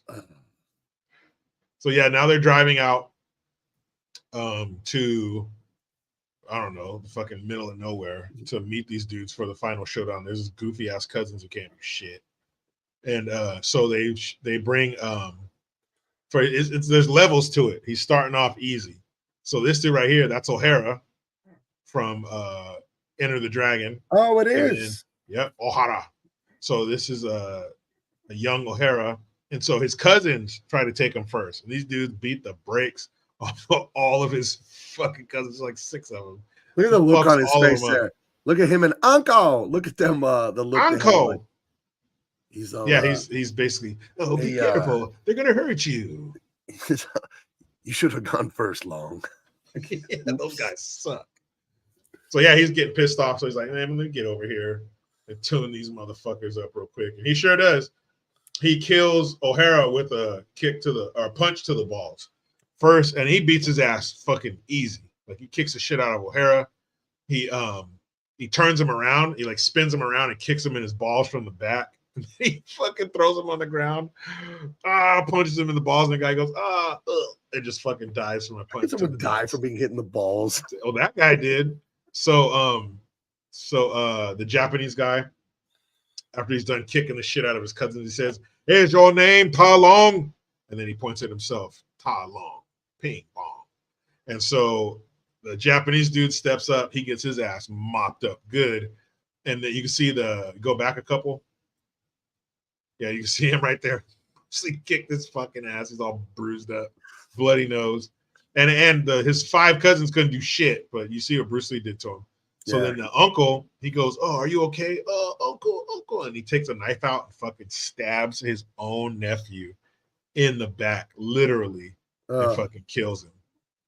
And so he starts telling him, I have no respect. In China, I provided for my family. I was a man. I had respect from people, but here I'm nothing. Why did you guys have to stop them from taking the restaurant? I'm going to sell it to them and go back to Hong Kong with my wife and my family. Like, what the fuck, dude? Why didn't you just sell it and then go? You have to kill your fucking nephew. He just wanted to go through all the bullshit first. Yeah, he's like, I love going through bullshit and killing people with my knife. So he stabs his nephew, kills him. So then little punk ass, yes, boss.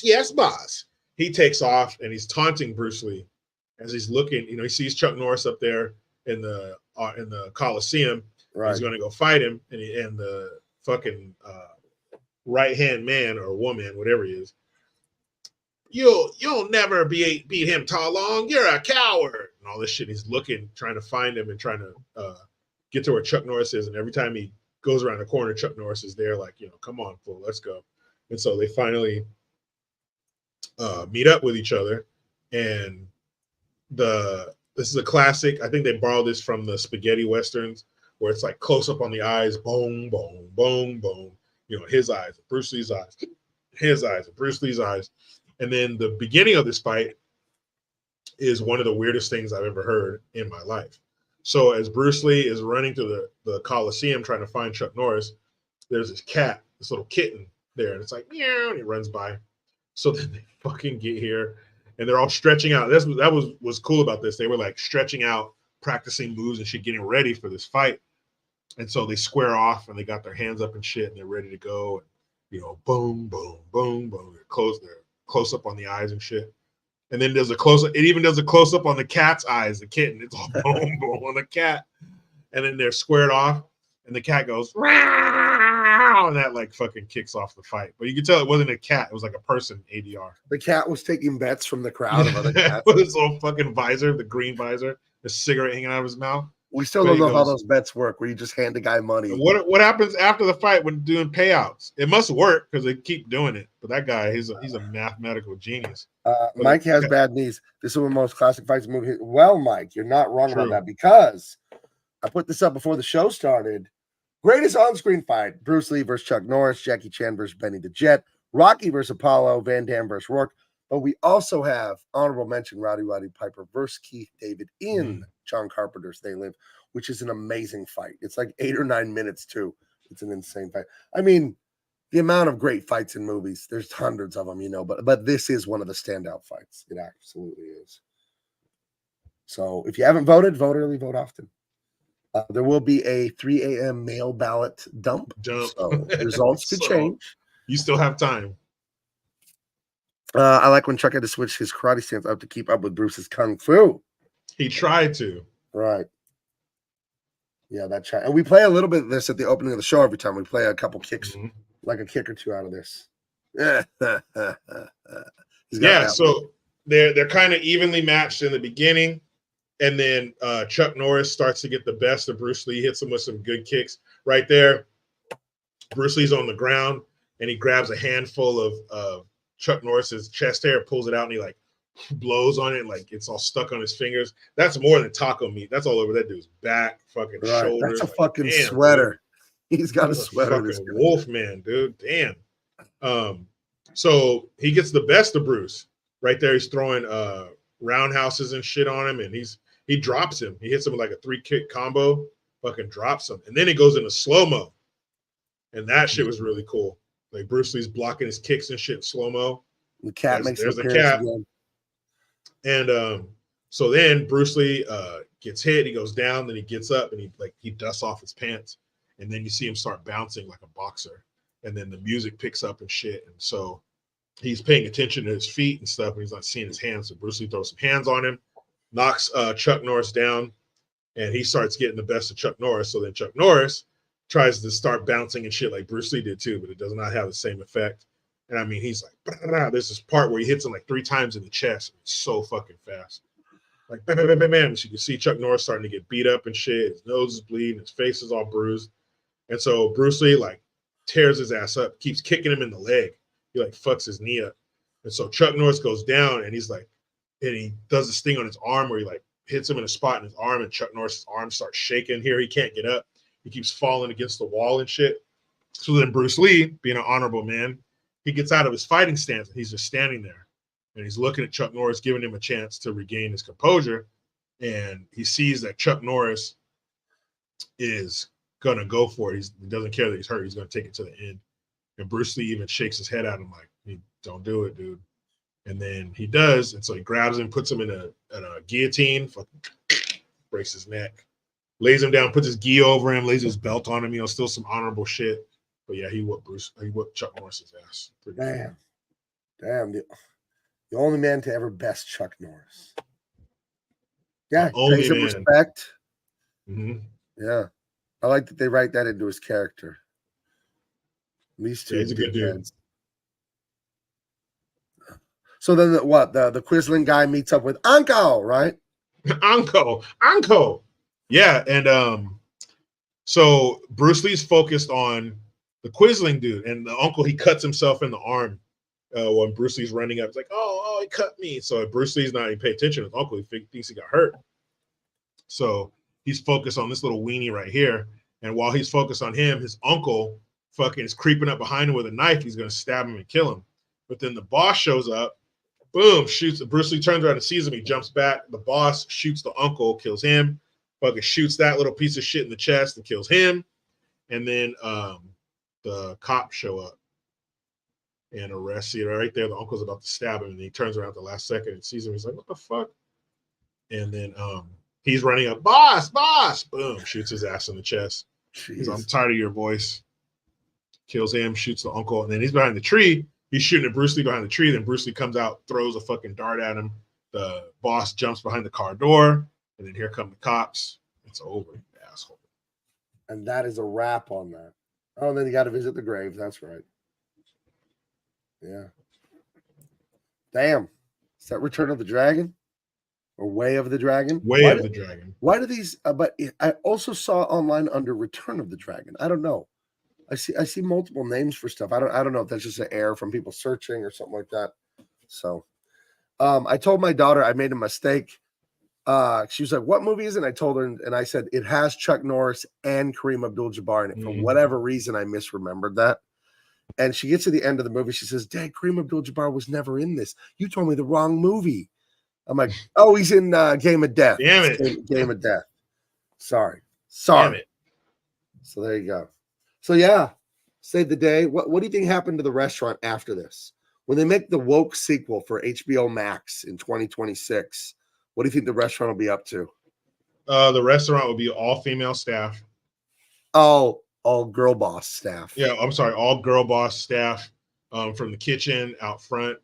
Men will be made fun of regularly. They'll have to sit in the middle of the restaurant at a table together, and the women will just talk shit about them. and they'll keep their head down and pay for everything. Oh, goodness gracious. Mm-hmm. So, so next week is going to be Game of Death. That's going to be hard to get through. It is. And I think after Game of Death, going forward after that, we got to get into like summer blockbuster territory because it's summer blockbuster. You know, I follow this Twitter account called All the Right Movies, and it's a really great account that talks about Back to the Future had a crazy production schedule. Here it is. It'll be like 30 tweets just telling you all these neat details about how it was made. But what I keep seeing on their account the last 3 weeks is blockbuster hit after blockbuster hit, like in 19, and it's all from the 80s and 90s. And it's just sad to me, like, wow, they haven't made fucking good movies in forever, because they keep mentioning all these great movies and they're old, you know? And it's like today, yeah, I think today is exactly the 25th anniversary of Tarzan from 1999. You know what I mean? Oh, wow. And Predator came out this week in 1987.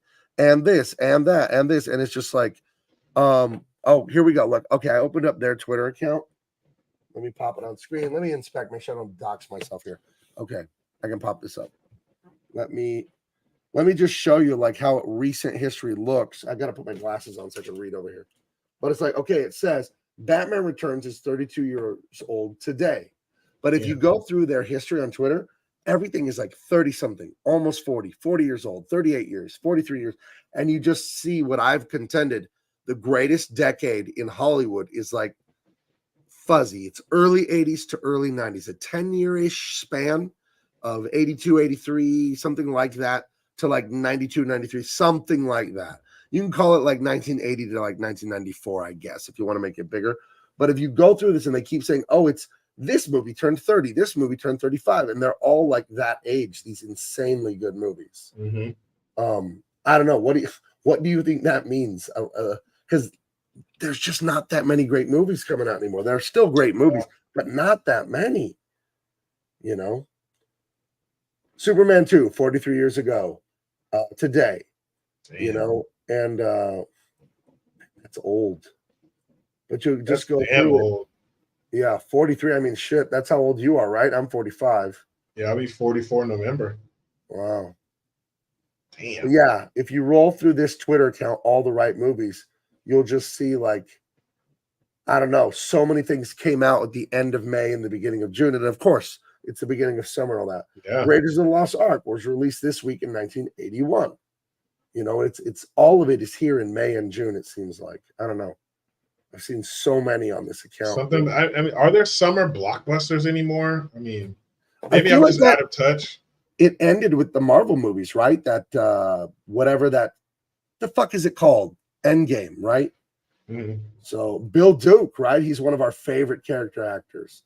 And I'll get you. I'll get you. Predator was released 37 years ago this week, right?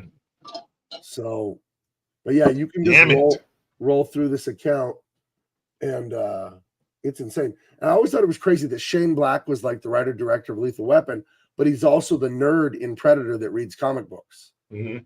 Like that's that's him on the left, right? Yeah. Yeah. But yeah, All the Right Movies on Twitter is a great account if you like the history of movies and some background details and stuff. It's a really neat account. But I would like to get in. I would like to get into summer blockbusters. Maybe we'll do some of those in July, and then get into Van Damme. Because I was telling you, I saw Time Cop on TV last night for like 45 minutes, and it's gloriously 90s. It's just so 90s. It's ridiculous, dude. What would you want to get into? What have we not done yet that you want to get into? I mean, we're in Bruce Lee, so that's one of my favorites. Right. We did Denzel. We never did Wesley Snipes. We did Blade, but we didn't do more of his movies. Yeah, right? we got to do Snipes. He had some good ones. He had some really good ones. Did you see him mocking Marvel about the new Blade movie? No, but I heard he was pissed off about it. This was on Twitter. Rightfully so. On Twitter 2 days ago, he's basically telling Mahershala Ali, like, hey, you know, they don't know how to do it. They don't know how to put the special ingredients or whatever, because the Blade movie keeps getting delayed. Things leak out. I think their second or third directors quit. They're rewriting the script. And I saw someone tweet out something like, man, a cool black guy that's a vampire that kills vampires. It's really hard to come up with an idea how to make a cool Blade movie. You fucking idiots. It sounds to me like you got what you need there, you know, and there's just like, yeah, but how can we girl boss it up, you know? Like, yeah, the original script I heard for the new Blade was like his daughter's the main character and she takes over, and it's like, please, no. No, you have this perfect meal, the main course, the sides, the bread, the beverage, everything is perfect. How can I climb up on the table and shit in the middle of your plate? Because I can't let you enjoy that. I can't let you enjoy this perfection. I gotta take a dump in it. I just have to. I can't. Like Blade himself says, motherfuckers always trying to ice skate uphill. Always. That's never a good idea. You know, I say not necessarily win, but soon we should get into the B-list action stars, because we're all A-list here because we're A-list individuals. That's right. But you have like the Jeff Speakmans of the world, the Thomas Ian Griffiths of the world. Yeah, the ninja. We got to do his ninja movies. Scott Adkins and Sho Kosugi, same birthday. Both of them yesterday. You know, it was their birthday yesterday. Right? Guys like that, you know, who still put out some heat, like Sho Kosugi. Jeff Speakman, Perfect Weapon, Thomas Ian Griffith, Excessive Force. There's some good supporting, not supporting, but B-list dudes who weren't necessarily A-list, but they still put out some good shit. Right. Yeah, we should. I mean, there's a wealth of these things. There's so many hundreds and hundreds. Jackie Chan, Jet Li. Jackie Chan, one of the true masters, right? Anko. American Samurai. What was the name of that actor? I don't know. Was it Michael Dudikoff? Well, there was American Ninja, right? Oh, American Ninja. That was what was that dude's name? Yeah, it was Michael Dudikoff. Yeah, it is. Yeah. Yeah. A friend of mine is the Viking Samurai. That's what he goes by here on YouTube. He's I've seen that dude. He's like half something Viking and like half Japanese. And he's been in a few action movies. He's our age-ish. I think he's like 40. And he's really in shape, can do the splits, jump, kick, box. He did a like amateur pro like boxing and won a real fight. And he's been in about 3 or 4 movies, and he's filming some more. And so his dreams are coming true. His 1990s middle school dreams of being in action movies are coming true. And he was a bad guy in The Last Kumite, which is a love letter to Bloodsport and Kickboxer. Mm-hmm. And that movie came out like 6 months ago. I told him we would watch The Last Kumite and have him on. He said he'd love to come on and talk about it. So we'll get him on. We'll still get Tyrus on. We'll have Dean back on. And, of course, all the buddies. Marsden, we'll have Senefonte. We'll have all the buddies come back. But Stan Bush, who wrote Fight for Your Love, you know, he wrote a bunch of the 80s. Yeah. The 80s Van Damme. He wrote the theme to Transformers. Stan Bush is like Mr. 80s. He did like the theme for The Last Kumite. So the people who made The Last Kumite are lovers of 80s martial arts.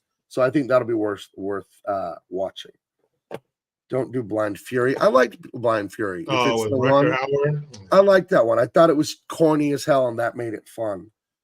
Missing in Action. Sure. These aren't movies, but miniseries. Band of Brothers. Those are fucking fantastic, dude. Yeah. Fantastic. Blood and Bone. Michael Jai White. He's another B-list. That was a great movie. Know? Yeah. We got to throw him in there too. Spawn. Pulp Fiction. No. Lucas Larry. I had a day in 10th grade. I went to the Carousel movie theater in Escondido, California. It was one of those second-run theaters where you could see a movie for $1 because it's like a year old, the movie or whatever. My brother, my wife, her best friend, and myself, the 4 of us went and saw a double feature of Pulp Fiction and Arnold Schwarzenegger's Jr. Oh, man. That is where I saw the worst movie I've ever seen, Jr. Oh, wow. Oh, Mad Max, of course. Jeez. That is unfortunate. Black Dynamite. You ever seen that? Was hilarious, man. But Black Dynamite is silly like that, but it is in a class of its own, man. That movie is hilarious. Naked Gun and Black Dynamite remind me of each other. I don't know why. Mm-hmm. There's something about the tone that's similar. And I actually loved Naked Gun as a kid. I thought it was fun. So I see you got a case of the flu. Somebody walked by with a box, like it was a case that said flu on it. God. I love those movies. R.I.P. Leslie Nielsen. Damn it. Right. The Beastmaster. Yeah. Why'd you have to go? Oh, what was that dude? What was Beastmaster? Mark something? Wait a minute. There is a movie, a legendary bad movie that had this tiny little Olympian in it who was a gymnast. Oh, Jim Cotta. Jim Cotta, dude. Yep. Dude, I haven't seen it, but I saw a review of it. It was like a half hour long. It's like the worst movie of all time for martial arts. It is. And they find, since he was really good on the uneven, bars and the pommel horse and all he was an Olympian. Right. They find excuses in the movie to find like things that are like those the equipment for doing the stunts. Yeah, so the village of the crazies. That's the he's like in a village. And there's this stone with the handles that's just like the pommel horse from the Olympics. Then he's fucking people up on that thing. Dun, dun, dun, dun, dun, dun, dun, dun. Yeah, that movie's the shit, man. We gotta watch Jim Cotta. I've never seen it, but I saw a review that made it look amazingly terrible. His name's Kurt. Was it Kurt Abbott or something like that? Was the guy's name? I don't know. Jim Cotta. Holy shit, this looks awful. Man. That was look out at the cover for the movie. It was the shit. I remember seeing it in the movie theater. It has everything. It has ninjas. This dude's kicking the shit out of people. Yeah, Kurt Thomas. That was his name. John Cabot was the character. There you go. Look at that. Come on. You're a little kid, 7, 8 years old. That movie looks tight. And he got the ninja has a machine gun too. Goonies. Yeah. We may have done it already or not. I don't care. We could do it again. I love Goonies. It's great. Yeah, Jim Cotta was fucked up though. Yeah, Jim Cotta is right there with No Retreat, No Surrender, dude. Yeah, brutal. For sure. Brutal, but fun. I got to tell you, some of the favorite nights I've had on here is when we've done the worst movies, like Stone Cold, fucking No Holds Barred. They're just so rich for comedy, those movies, Oh, Jim Cotta's right there. Tony C says Tango and Cash. I don't like that movie. And I like Kurt Russell and Stallone. That movie irritated me. It'd be worth reviewing, though. It's corny. Yeah, it was bad. You know what I didn't like about it? I didn't like the banter between the two of them. They were just, it reminded me of the Marvel. It was corny. The Marvel movies where they're always insulting each other with quips. Yeah. And Tango and Cash just like hated each other. Yeah. Because which one was Cash? Was Cash Kurt Russell? I don't even know. I've only seen it once. He was dating Stallone's sister, Terry Hatcher, I think, in that movie. And Jack Palance was the bad guy. Tango and Cash. You gotta get a little breath every time you Tango and Cash. Yeah, it was terrible. Miami Connection. Terrible. That sounds awful. Awful. I've never heard of that movie before. I just saw the French Connection. That was good with Gene Hackman. That was actually pretty good, based on true events. Lethal Weapon we did, but that was I think that was before you were on the channel. We can redo that. We love Lethal Weapon. And Escape from New York. I saw that as a kid. Kurt Russell. Parts of it scared me. There was a really weird guy down in the sewers. He was really creepy and scary looking. I was little when I saw that. They did Highlander. I've never seen it. Highlander's super nerdy though, right? Like Dungeons and Dragons people would love it. Right? No, I wouldn't say so. There's a huge fantastical element to it, like sorcery kind of shit. But yeah, no, I'm good with it. I love Lord of the Rings and all that shit. So. Sean Connery, he's in it. There'll be a lot of danger. Wait a minute. Watch the trailer. They're literally singing about how they're fighting ninjas. Oh. Hold on. Miami Connection. Okay. Sounds insane. Open link in the open image in new tab. We might have to watch this, Jericho. Look at this. Oh wow. What's that kid opening up the mailbox? What the fuck is that? Somebody gets a letter? You got a letter. You got a letter, so we put that on the front of the movie poster. Cool. You got a letter. You remember the scene when you opened the letter? It was so exciting. By the mailbox? Yeah, man. Look, Mom, it's my scene. And then there was another one with Hulk Hogan that I'd never heard of that I sent you like 2 months ago. Remember? Do you remember what it was called? It was not Suburban Commando. It was another one with him. What, Mr. Nanny or something? Or no, it was an action movie. I think it was The Ultimate Weapon.